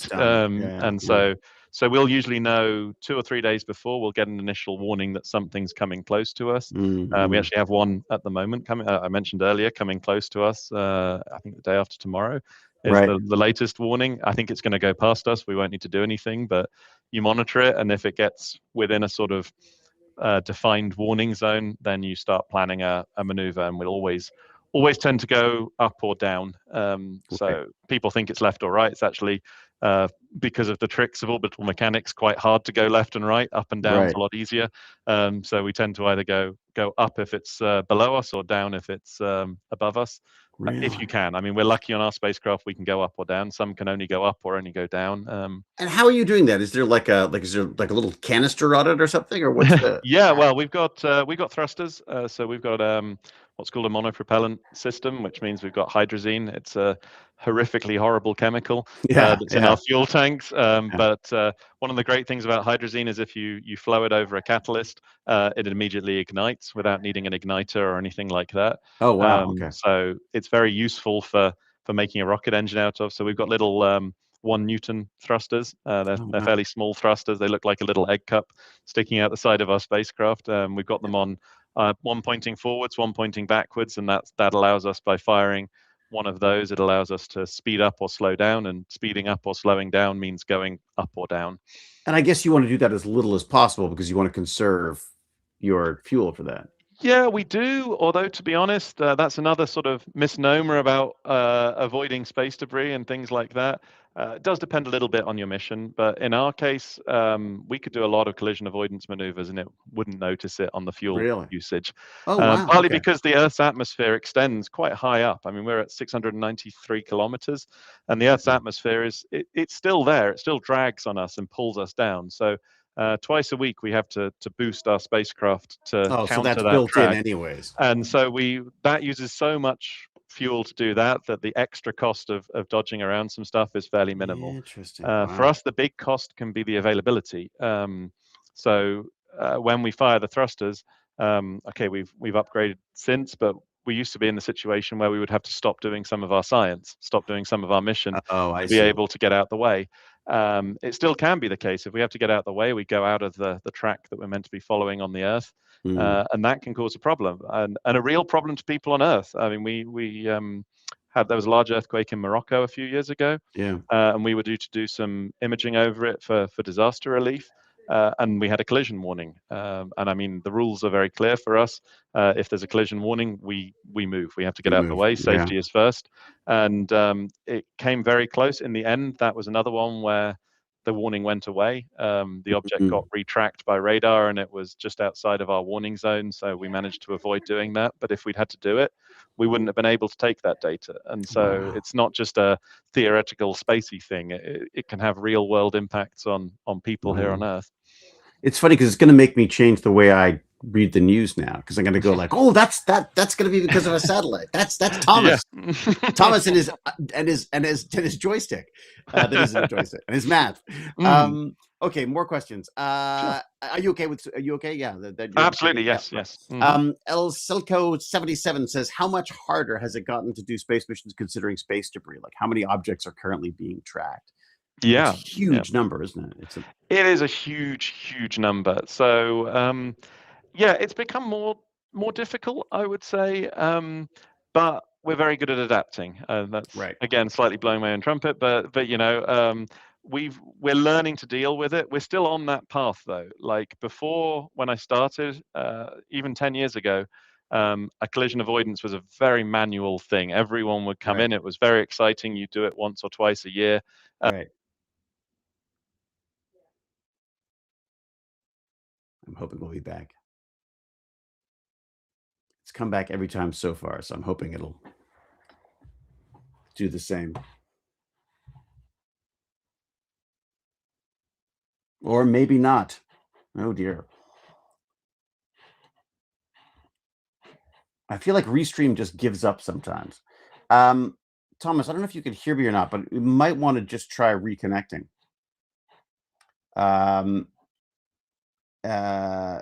Great questions, by the way. Thank you very much to everybody, and thank you to Susan for getting these questions to me. Oh, that's another great question about painting the satellites. I'm curious about that. Frozen, come back. Yeah, exactly. Please come back. I don't know if Thomas, I probably can't hear me. Have I frozen or is it just Thomas? Oh, I see a spinny wheel, so maybe he's trying to come back. Well, we will continue as soon as we can. In the meantime, we've got some questions coming in here, which we will get to. I'll see if there's anything in here that I can address in the meantime. Let's have a look. More questions. Oh, good. Susan's got tons of stuff. Another batch. Oh, there's lots of questions. That's fantastic. All right. I think what I might do is oh, there you go. Okay, so he's left. So now I'm hoping he'll come back in again now, is the hope. And during some moments his lips weren't synced with his voice, at least for me. Yeah, Sigma Cry, I saw that as well. I think it's just the nature of just, you know, the fact that we're having to converse over such a long distance because he's in Germany and I'm in Toronto. So it is amazing this stuff works in the first place, to be honest. Let's see what other questions. What distinguishes someone who is technically excellent from someone who'd actually trust to make a decision about a spacecraft at 3 a.m.? That's a good question. That's a great question. Also, my kids are 11 and 8 and extremely interested in science and space. How do they land a job at ESA? Good question. Another one, does your job make it difficult to enjoy sci-fi? This is a great one. I saw this, Dixis 30. I can imagine that I know even just as an actor, it makes it difficult sometimes to enjoy a good show because I'm too busy trying to see how they would have made it, or I'm aware of how they would have made it. Will the modern camera on Sentinel be able to see the hole in the solar array? Oh, that's interesting. Oh, that is neat. What was the greatest heartstopper? Ah, yeah, this is some great questions here. Okay. Well, I'm hoping we're going to be able to get to them if the internet gods are kind to us. In the meantime, I guess I'll hop on the little chat and see what's going on. See what's going on in the old chat. David wants to be a spokesman for ESA. Oh my God, I'd love that. I'd be very good, Og Willis. I'd be very good. I was actually been in at a cottage just outside of this beautiful part of Ontario near the Algonquin Park. And it's just amazing. But I will say, a lot of bugs. Hello. Thomas. Hello. How are you? Good. Can you hear me okay? I can indeed. What happened? I don't know. My computer is... Oops. We've got the wrong camera now. It looks very exciting. It looks very exciting, doesn't it? Bag of elastic bands and a cable. That's that's as exciting as it gets here. Yeah, there we go. There we go. That's how these satellites roll. No, for some reason my computer just dropped the connection, but part of operations is having a backup plan already. I've switched to my phone, which means you get a slightly less exciting backdrop, but hopefully you can still hear me. Yeah, that's fantastic. No, that's great. Are you okay though? Is that your phone? I am, yes. Yeah, no problem at all. There's some great questions here. There's always one of the things I've learned is I used to get so frustrated with the connection issues, and now I'm like, you know what? It's the internet. It's the internet weather. It's sometimes it works, sometimes it doesn't. Yeah, we get used to it. We get used to it. So we talked a little bit about the debris, but that's where we crashed. Exactly.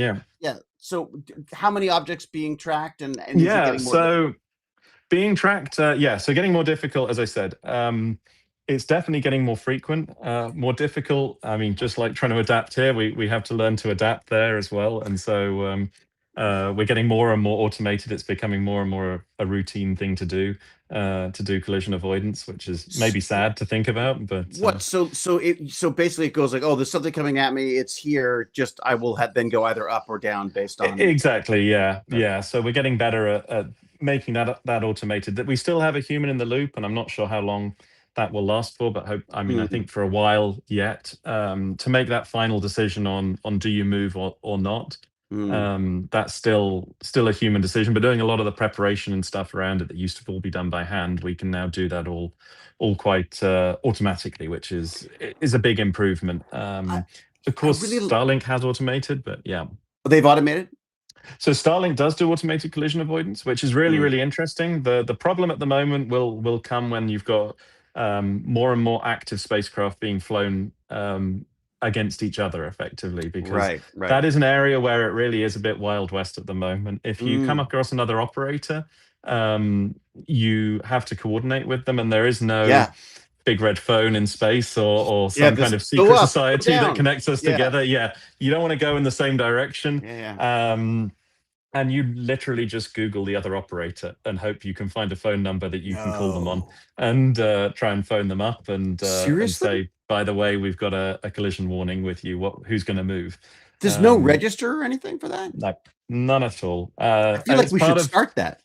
We really should. Yeah, no. As part of these new regulations and things, we're going to try and start something that at least you will be required to publish a notification to other operators for where to contact. But I mean, it's still relatively rare, as I say, that you come across an active spacecraft, and it often, even when you come across an active spacecraft, it can't always maneuver. So most of the time when we've had it, it's been a CubeSat or something small, and we've been able to call them. I mean, one I remember calling them, and they were I found the phone number of some professor online and phoned him up, and I'm like, are you the operator of this spacecraft? And he's like, yeah, I am. And I'm like, right, okay, can you tell me a bit about your satellite? He's like, okay, we're a 3U, a 30 centimeter CubeSat. We're the first satellite of our kind. We're very proud of it. And I'm like, right. And he's like, what about you? And I'm like, well, we're a 3-ton, 17-meter radar satellite. And you're about to hit.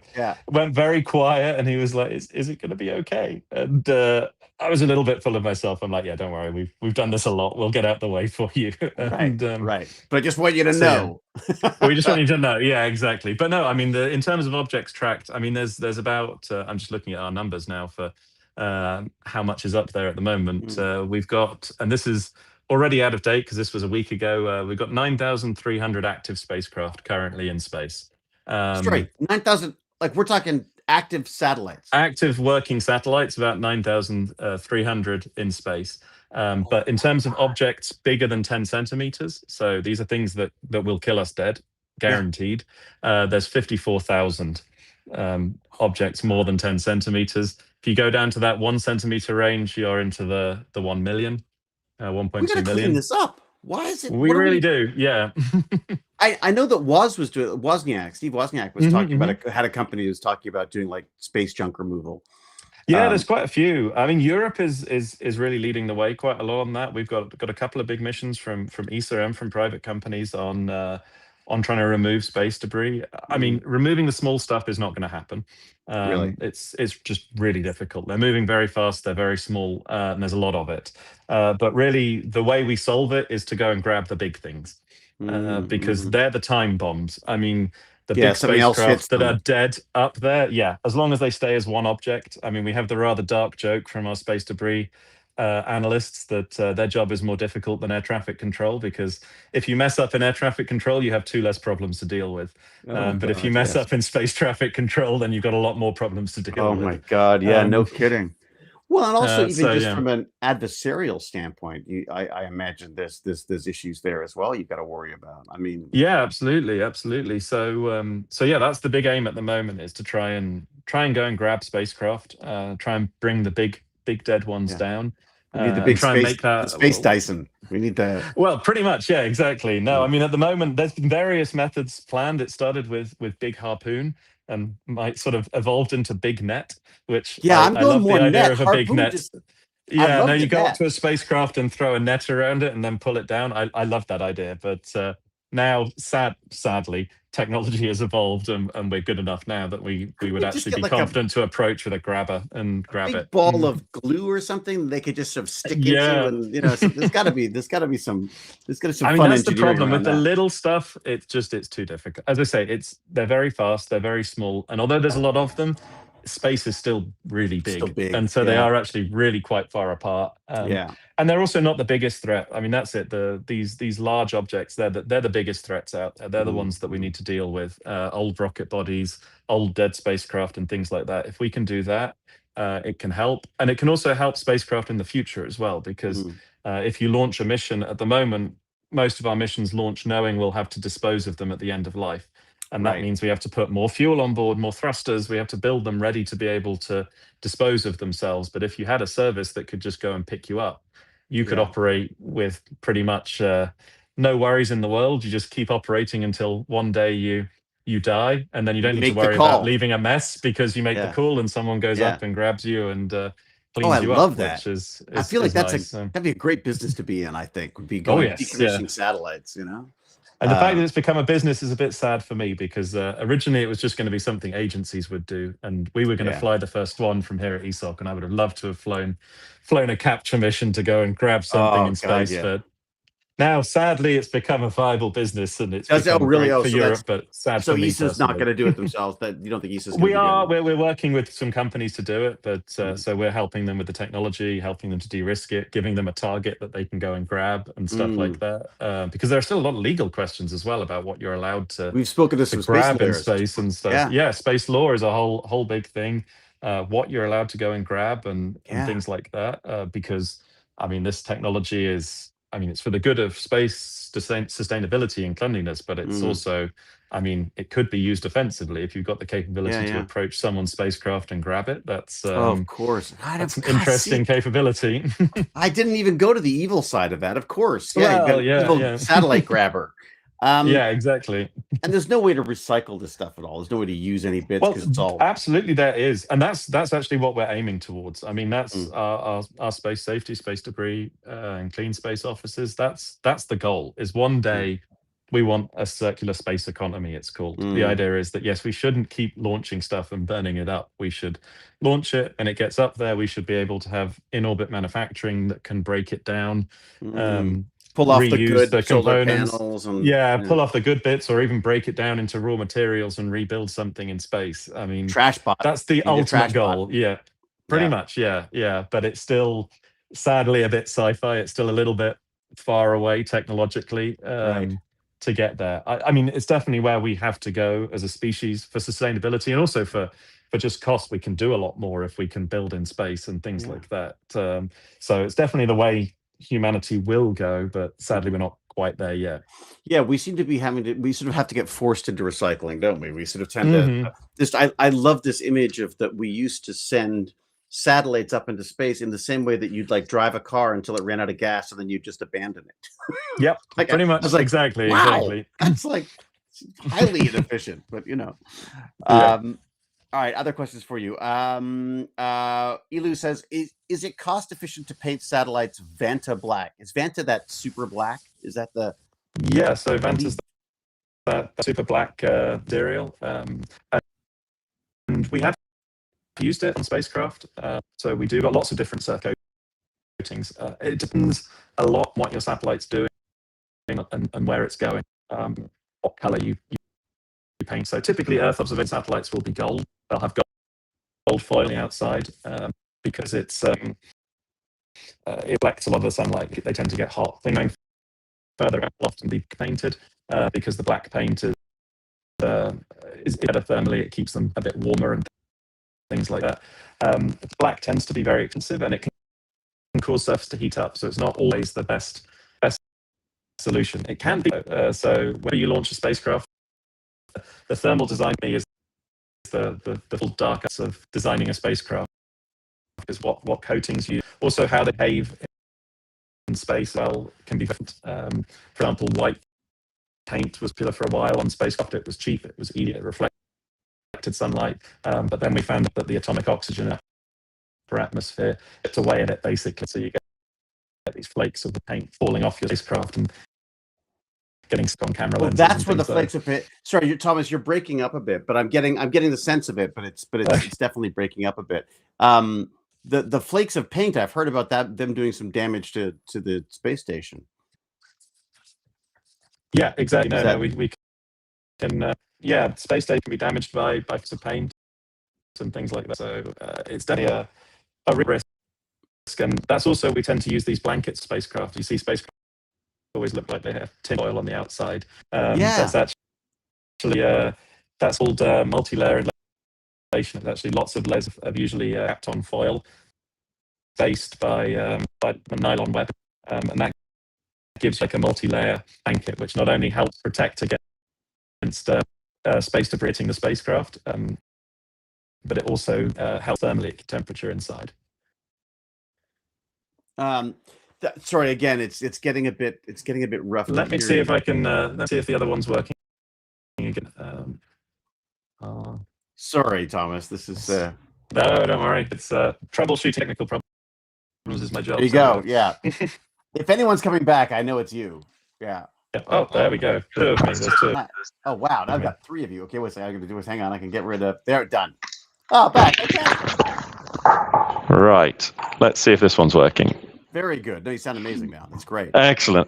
Good. Sorry. So yes, as I say, just a quick recap on the paint. It was the black is a problem thermally, and black can be a problem thermally. You've got to look at lots of things, like how does it behave in orbit, how does it behave in the environment, and is it what you want? Sometimes black is good, sometimes black is bad. It depends. Do you want it warm, not warm?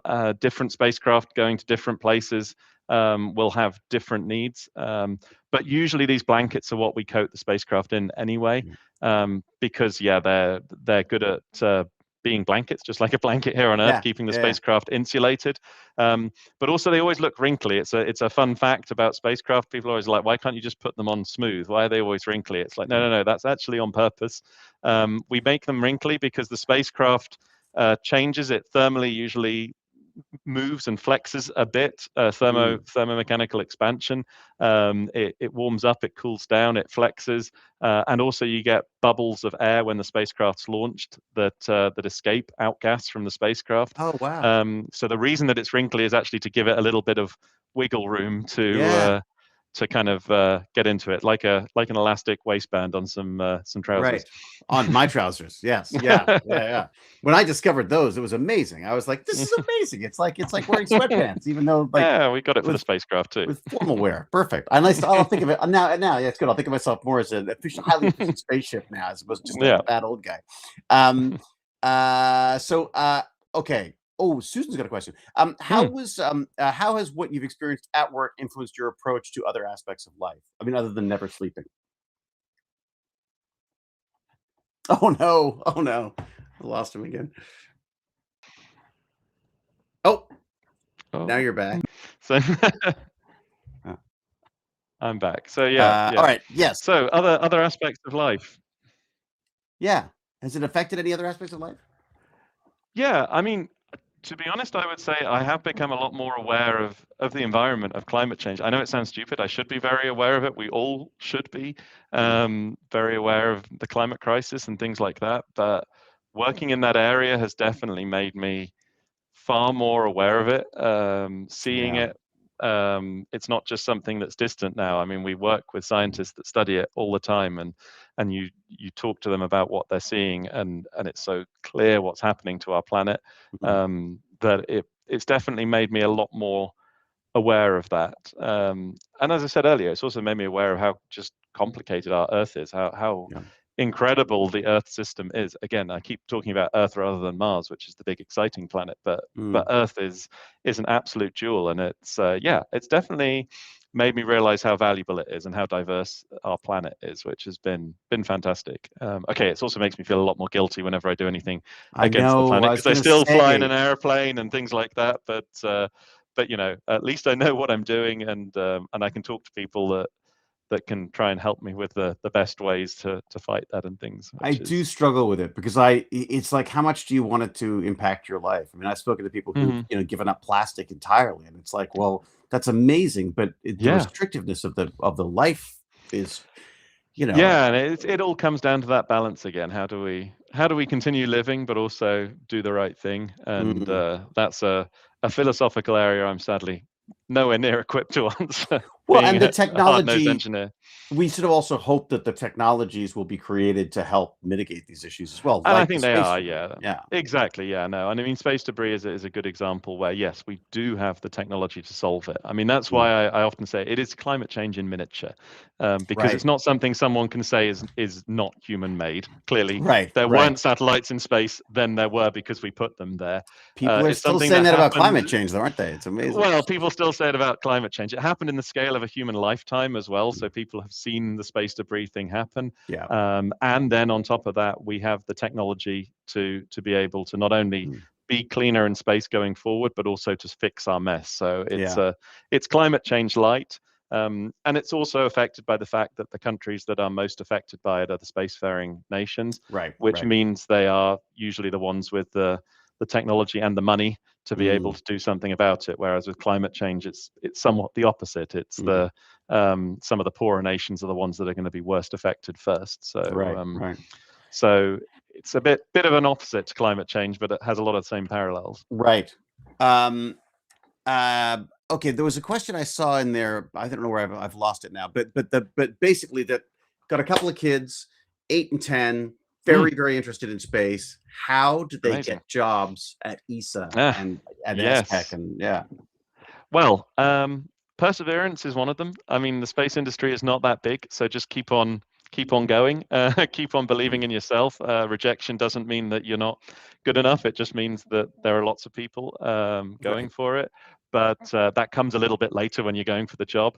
Sort of 8 to 10-year-old, I think just be curious, learn about space, read about space. There's so much good content online now and amazing things to see in the sky, the night sky, and everything else, and places to go. I mean, space is these days everywhere. I mean, there's great places in most countries that you can visit to get closer to space, to learn about it, to see about it, but really just to keep that wonder. Sci-fi helps in keeping that wonder as well, like keeping the dream and things like that, because that's what I think gives you the inspiration. Of course, later on, studying the right subjects, the STEM subjects, obviously, are the key ones for working in space, but not the only thing. I mean, we talked space law. There's all sorts of areas. Law, finance, politics, marketing. I mean, everybody goes into working on space. So it doesn't just need to be one thing if you've got that passion for it. Then later on, when you get to sort of the sort of late school or early university or university area, then looking at internships. Most of the national agencies have programs to get kids or at least students closer involved in space. For example, here in Europe, ESA will sponsor university students to go to conferences or to come to us and do like training courses or do internships, and all those sorts of things are a fantastic way to not just have an amazing time because you get to geek out about space with people from all over the place, but also a way to sort of add to your resume, your CV, to say, right, no, I've been engaged with space. This isn't just a random application. I really know what I'm going for and what I'm interested in. And it also lets you find out which bit of the industry is most interesting. That's it, isn't it? Knowing what the jobs are is half the battle on that. Absolutely, yeah. And there are so many now. And as I say, so many diverse jobs as well. It doesn't mean that just because you do one thing, you're out of space. If you're not some kind of super nerdy engineer or something like that, you can't do space. It's absolutely not the case. Yeah, ESA's got great resources too. If the kids are interested, there's some great stuff. Yeah, definitely. They can look up all on the our different kids' missions. website, there's all sorts of experiments and things you can do, which is great. Just keeping that. I mean, at that age, sort of 8 and 10, it's just keeping that wonder. I think about space because it is wonderful. I mean, of course, I'm biased, but and I think I always feel like like my kid and I played Magic the Gathering and Pokemon and all these cards and all these stats. And I go on to ESA and I see myself going like, oh, what's that rocket? What's the stat on that? Like, there's so much information there if you want it. Like I didn't know you guys were launching with the French Yeah. What was it? The Ariane? So Ariane is one of our. Yeah. We've got two. We've got a French and Italian. Well, okay. Ariane is. I mean, both of them are quite pan-European. They're both made a bit all over, but led from France. Ariane 6, and then the Vega, which is a launcher from Italy as well. So I didn't even know that was happening, because all you ever hear about is the launches out of America, right? Oh, yeah, exactly. No. We've been going for a while, and it's becoming more important now as well to have our own access to space as well. Yeah. Canada. I think Canada's beginning to work. We've got there's a company in Labrador now, I believe, that's got a cement pad ready to go of some sort. Yeah, exactly. I mean, it's becoming much more strategic. I mean, it's a bit bittersweet because the reason we're doing it is because we're worried about not having partners we can rely on, potentially. But at the same time, it's also good because it means we're developing everyone's developing their own things, and there is a new space race going on in a way. That's a good point. More cooperative than the old space race, but I mean, space as a business has been expanding massively. That's why it's. I can definitely recommend a career, not just for the cool spacey bits of it, but also because, I mean, as a business, as an industry, it's really growing, and it will continue to, because I mean, what it can deliver to us as humans from space, whether it's a business, whether it's being able to stay connected out in the wilderness, or whether it's exploring the solar system or astronauts or things like that, it's all super important and super helpful to us here on Earth. That's great. And that's one of the reasons why I love. I mean, I would recommend if anyone's around or nearby or has the privilege of getting there, ESA Open Days are fantastic. They're just, what a great way to get introduced to what's going on and the people doing it. I mean, I love it. It's like a holiday for me now. So. We like doing it. We like sharing it, and which is fantastic. And we started going to some sci-fi conventions as well. So for a few years now we've been going to, which I think is really, really nice actually to meet fans of sci-fi and show a little bit of science fact as well. Well, that's what we've been trying to do, because I worry that, if it's just science fiction, then it's just fantasy, then it doesn't have as much of a real world. One of the things I most enjoyed about Stargate was people coming up after and going like, oh, I'm an astrophysicist, because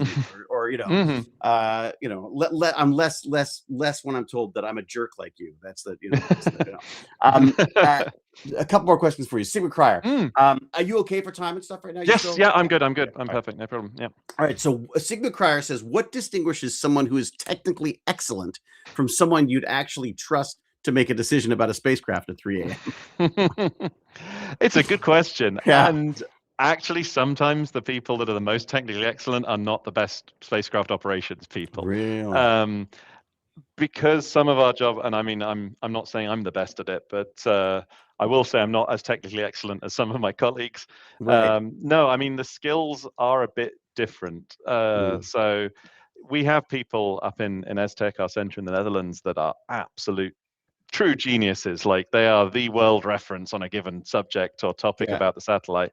But what we need here is more the common sense decision making. Yes, that ability to make a difficult decision at 3 a.m. to basically be able to synthesize incomplete information. That's one of the things I love about operations. It's a bit of a puzzle all the time, because you don't get a nice clear message from your spacecraft saying this is broken, press this to fix it. It's you get incomplete things. You get some temperature measurements, some computer variables, some power measurements, and you got to kind of piece together a picture of what's going on, and then usually make an imperfect decision. You don't get a clear, this is the way to go. You get it's probably this. And so your options are, you've got these tools available to you to play with.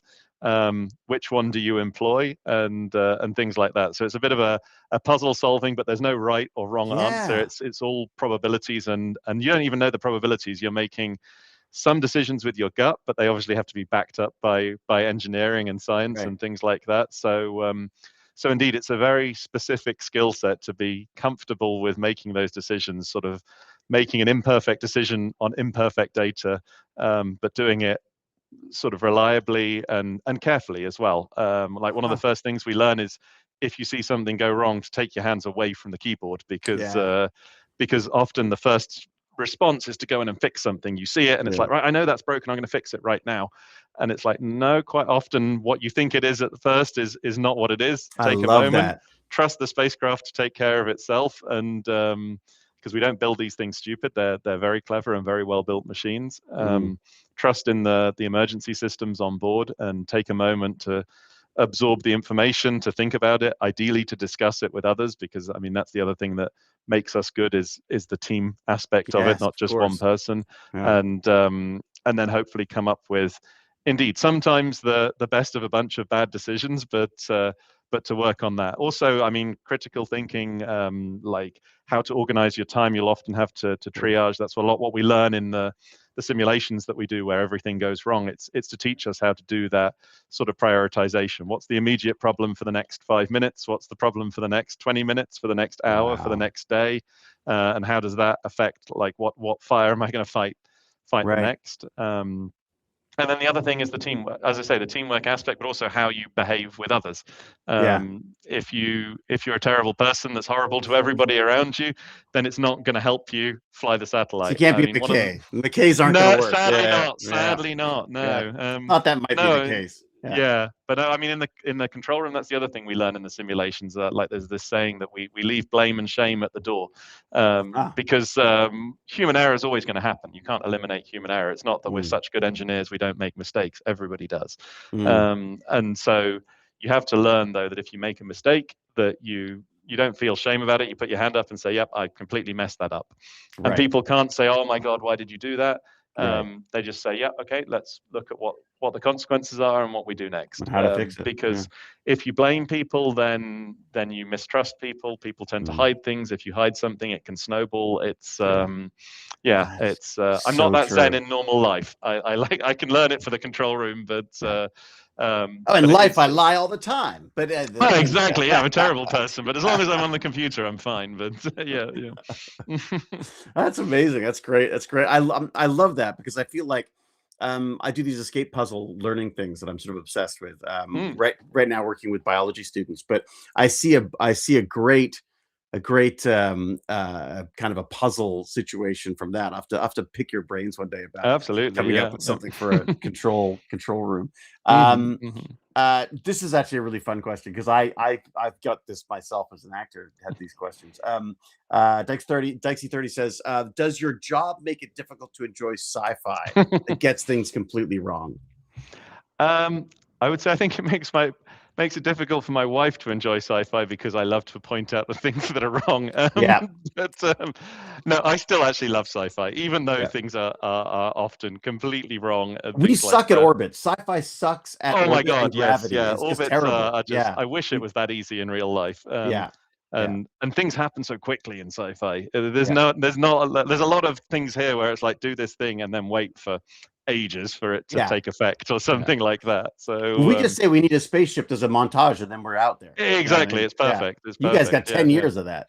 People say whatever it is, standard orbit. It's like they know what that is. I'm like, okay, no. I need some parameters. I need some numbers. I need some requirements, and a lot more meetings as well. There's no meetings in sci-fi. I can totally see that. You're watching Star Trek, and it's like, oh, standard orbit. Fine, sure. What's that? Yeah, exactly.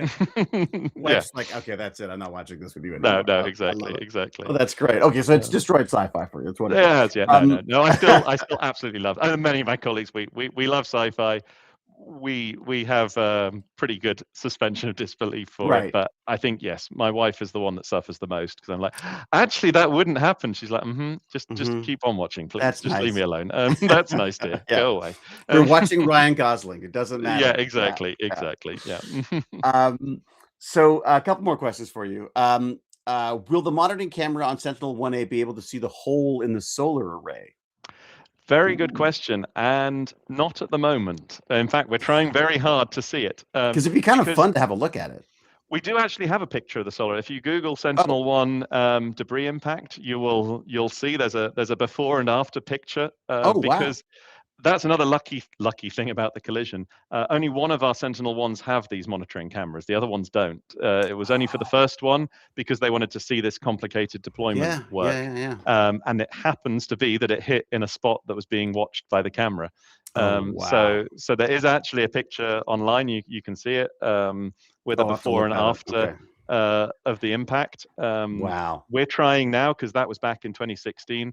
The camera's sadly degraded. It's been subjected to a lot of radiation over 12 years in orbit. It was never meant to work this long. It's a webcam. So it's a webcam that we've trashed with radiation and thermal cycles. So at the moment, we're trying to do what we can to get it back, to be able to take a picture to see if that hole has changed a lot. And also at the end of the mission, when we turn off the spacecraft, we'll turn the arrays 180 degrees. So, if we can get it working, we'd love to get a shot of the other side of the hole, which might be actually quite unimpressive, because what we see is actually the exit hole. It hit the back of our array, so we would see the entry point, which might be quite small. So right, yeah, because of how these things impact. But yeah, God, but we're definitely going to try. The luck side of this is just still freaks me out a bit, because it's like you can plan all you want. There's still an element of just whatever. Yeah, I mean that old saying, "No plan survives contact with the enemy," is just as true in space as it is on Earth. I mean, that's the other part I love about operations, and something else that you need to deal with. Again, it doesn't have the certainty of some branches of engineering. There's a healthy amount of just hoping things go how you want them to. That's great. Do you see yourself? I mean, is this something? Do you stay here for good now? Is this your? I think so. Yeah. You don't want to. I mean, maybe I don't have enough imagination, but I still love it. I mean, it's been 21 years, and I still. Do you get like tenure or something? Is there some kind of a? Do they eventually just go like, oh, look, we need that guy? Yeah. No. I think I'm part of the furniture anyway around here. At this point, right? Yeah. Yeah. No, I mean, you go up in levels, and I mean, the career path is I'm reaching the top of the technical career path, so I need to one day decide whether I stray into the scary world of management, or whether I stay where I can one day maybe get my joystick and still fly a satellite. Yeah, you got to deal with people in management. That sounds horrible. No, exactly. And what was the greatest heart stopper? This is Selco77 says, what was the greatest heart stopper with Copernicus that turned out to be not a problem at all, or that turned out to be a problem? It turned out to be a problem. I mean, there's been lots, but I'd have to say, I mean, there's one clear one, which was the that fuel leak I mentioned, which was when it happened, it was full sort of Apollo 13 style. Like we'd had some issues the day before where we'd seen 2 heaters go offline, and we're like, 2 heaters failed. It's like, it's unusual that, I mean, heaters sometimes fail. It's like, but for 2 next to each other to fail, that's a bit weird. But we're like, well, okay, it's bad luck. We've lost 2 heaters. Right. And then we started to see the pressure on our fuel tank jumping up and down, and mostly down. And and that was a moment where it was like, right, okay, well, but temperature and pressure are related. So we've lost the heaters. The whole thermal system is reconfiguring to deal with the loss of a couple of heaters. So the temperatures on the spacecraft are going nuts anyway. It's probably just heating up or cooling down, and that's causing the pressure in the tank to fluctuate. So and it'll settle. Probably related to those heaters. Right. And then I got a call. I was just leaving the office, and I got a call from our flight dynamics people, that do all the maths and monitor our orbit and our position. Very angry because I hadn't told them that we'd maneuvered the spacecraft. They're like, look, you've got to tell us every time you move the spacecraft, because it fits into our calculations and stuff, and you didn't tell us that you were doing a maneuver today. I'm like, no, we're not doing any maneuver today. Oh my God. And they're like, but you're moving. You've ejected something from the spacecraft. You fired your thrusters. I'm like, no, we didn't. And then in my head, it all connected, like failing heaters, which we now know was because they'd been exposed to the fuel leak. Hydrazine's really corrosive. They were the ones near the leak, and it had basically melted them off the pipe. The heaters, the pressure, the temperature fluctuations, and then we were moving. I was like, I remember running down to the control room, pretty much shouting no, and other words that are less appropriate. And, space words. Yes, got it. And it's important technical words. And running down, and like, oh my God, we've got a leak. And then trying to work out, of course, we've got 2 branches of the propulsion. So we've got an A branch and a B branch. Basically, we've got 2 of everything. And initially, it wasn't clear which of the branches it was on. We've got 2 valves that we can close, and it was pretty much at that point like, we don't have time to go through every reading to try and work it out. The red wire or the blue wire? We need to coin toss this and close.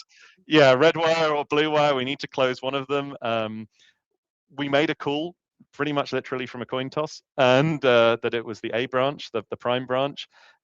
Luckily, one of the engineers, one of the team, thankfully, was, as soon as we realized this, was already digging through things and found a parameter that showed us, yes, it was the A branch. So just, I mean, minutes, if not seconds before, it was like, yeah, you've got the right one. Wow. Close it now. And so slammed it closed, and then a heart-stopping night waiting to find out if it had worked, because of course we were still, I mean, that whole branch, even though we sealed the whole branch, it was still leaking out through that gap. And so for the night, we watched this leak slowly trickling away. The pressure kind of stabilized, but so we thought we got the right one, but it was only like the day after where we could say, right, we're really no wonder you're out addicted of the woods. to this. We've sealed no wonder, the leak, like and it's things like that's that. an adrenaline rush. Well, exactly.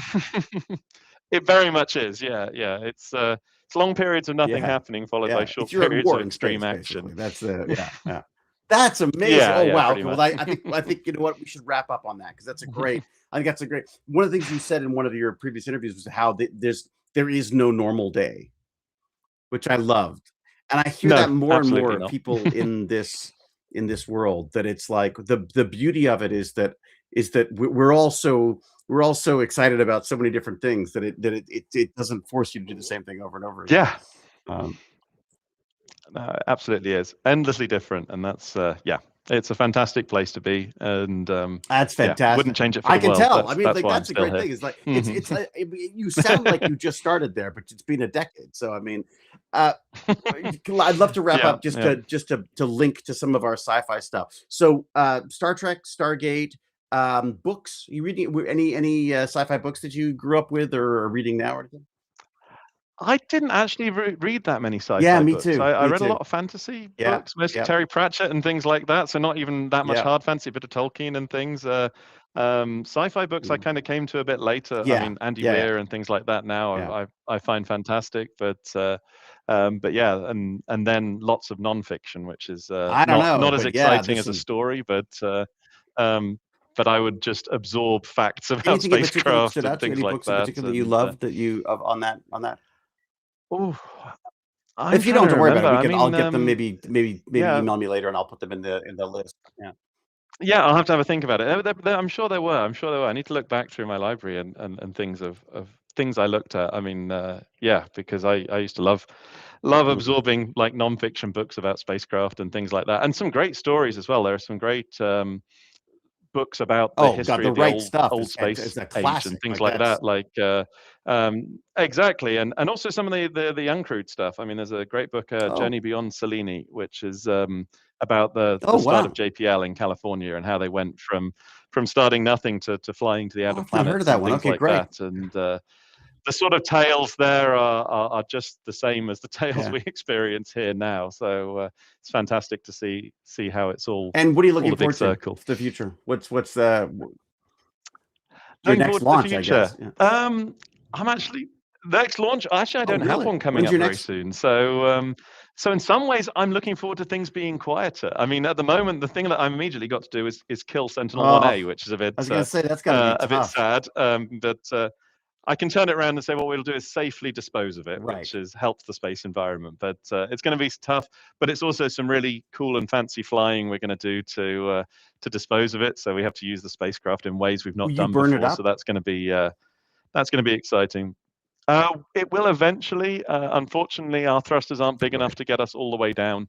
Newer spacecraft are built like that, but back when we were designed, we weren't designed to go that low. So our target is 25 years from when we switch it off to it burning up naturally in the atmosphere, which was good enough back when we launched. Now that's definitely not good enough, but now it's 5 years maximum. And when they burn up, the idea is that that's the least amount of debris that you can get out of a decommission.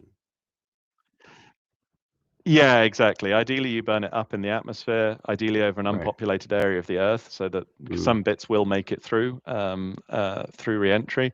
But that's a whole nother topic as well. Is burning up in the atmosphere is not really a great plan, and we're only just beginning to understand the science of what burning a satellite in the atmosphere does. And I mean, the spoiler is that it's not good. Really? It really hurts our climate to be burning up metals in the upper atmosphere. Yeah, I mean, you're atomizing metal particles very high up in the atmosphere where they don't come down. They reflect a lot of heat It's greenhouse gas on steroids. It's so that's where this circular space economy comes. We still have a lot to learn. That's again, that's something you just wouldn't even and think a lot to go. So what do you fold it up before it goes in, or do you? Or is it, there's always something new. Yeah, well, I mean, this is the question now. Before we were doing something called design for demise. You design it to break apart into as small pieces as possible, so it burns up into nothing. Now we also talk about design for containment, to try and keep it together, so it goes through in one chunk and drops into somewhere that doesn't matter as much. But ultimately, circular space economy is where we need to go one day. We need to stop throwing things up and just leaving them to burn up. We need to actually start reusing them. But that's as I say, that's a little way away. I've got a bit of time before that happens. So right now, looking forward to disposing of S1A, because sad though it'll be some fancy flying, and then what's the next mission? Some fun. But then after that, I've still got the other two to fly. So Sentinel-1 C and D we launched over the last 2 years. They're the two replacement spacecraft, because one of the big things about Copernicus is to keep the data coming, not like just 180 take some pictures for a bit and then give up. So they are, so we get constant coverage of the Earth. And I'm actually, sad though it is, looking forward to a quiet period after disposing of first S1B, now S1A, having 2 launches in between. They've all been super exciting, but I'm actually really looking forward to a point where we can just fly the 2 spacecraft without a big headline thing to deal with, because it means we can do all those other things. I mean, I've talked a lot about constantly improving. There's all sorts of ideas we've got for how we could fly better, how we could do things better. And I mean, it's super low key and less sexy than a big launch or something like that. But I'm really looking forward to having the time to just kind of take a step back and see how best so you get some you get some time to geek out with what you've got and not worry about I can see exactly that. That's fantastic. Thomas, thank you so much. How do people get in touch with you? Like, would you rather they didn't? I mean, LinkedIn I was on Twitter, and Twitter went a bit bananas. It did, So I am on LinkedIn. People can get in touch with me on LinkedIn. I'm not the most active. I'm trying to be more active on LinkedIn. This stuff now. Like, honestly, I'm at a point now where I just feel like it just distracts me with the wrong things. So LinkedIn is a good one.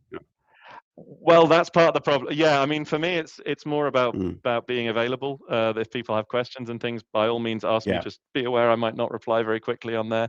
Otherwise, my email is actually pretty easy to guess. Thomas.ormston@esa.in.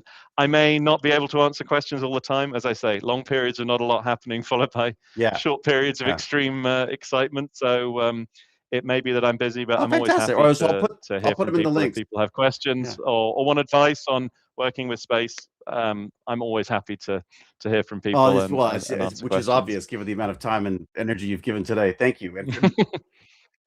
Well, you can hear I kind of enjoy talking I don't know how you as well. I don't like. I mean, it's like So again, thank you so much to Thomas and to everyone for their wonderful questions, for our wonderful co-geniuses, of course, and our Patreons and everybody, and of course Susan for helping make this a smooth question and answer period, and also of course Agne for putting it all together in the first place. So Thomas, I look forward to maybe we'll get a genius beer together at some point. And I'd love to get out to STech. Would love to. It just sounds like a blast. So we'll have to. And well, and always likewise, welcome. Toronto. Thank you ever so much for having me. Let me know, and I'll. We got some great Greek food. I will let you know. We'll look out for that. Thanks so much, Thomas. Thanks everyone. We'll say until we geek again. Be brave, be kind, be brilliant. Cheerio.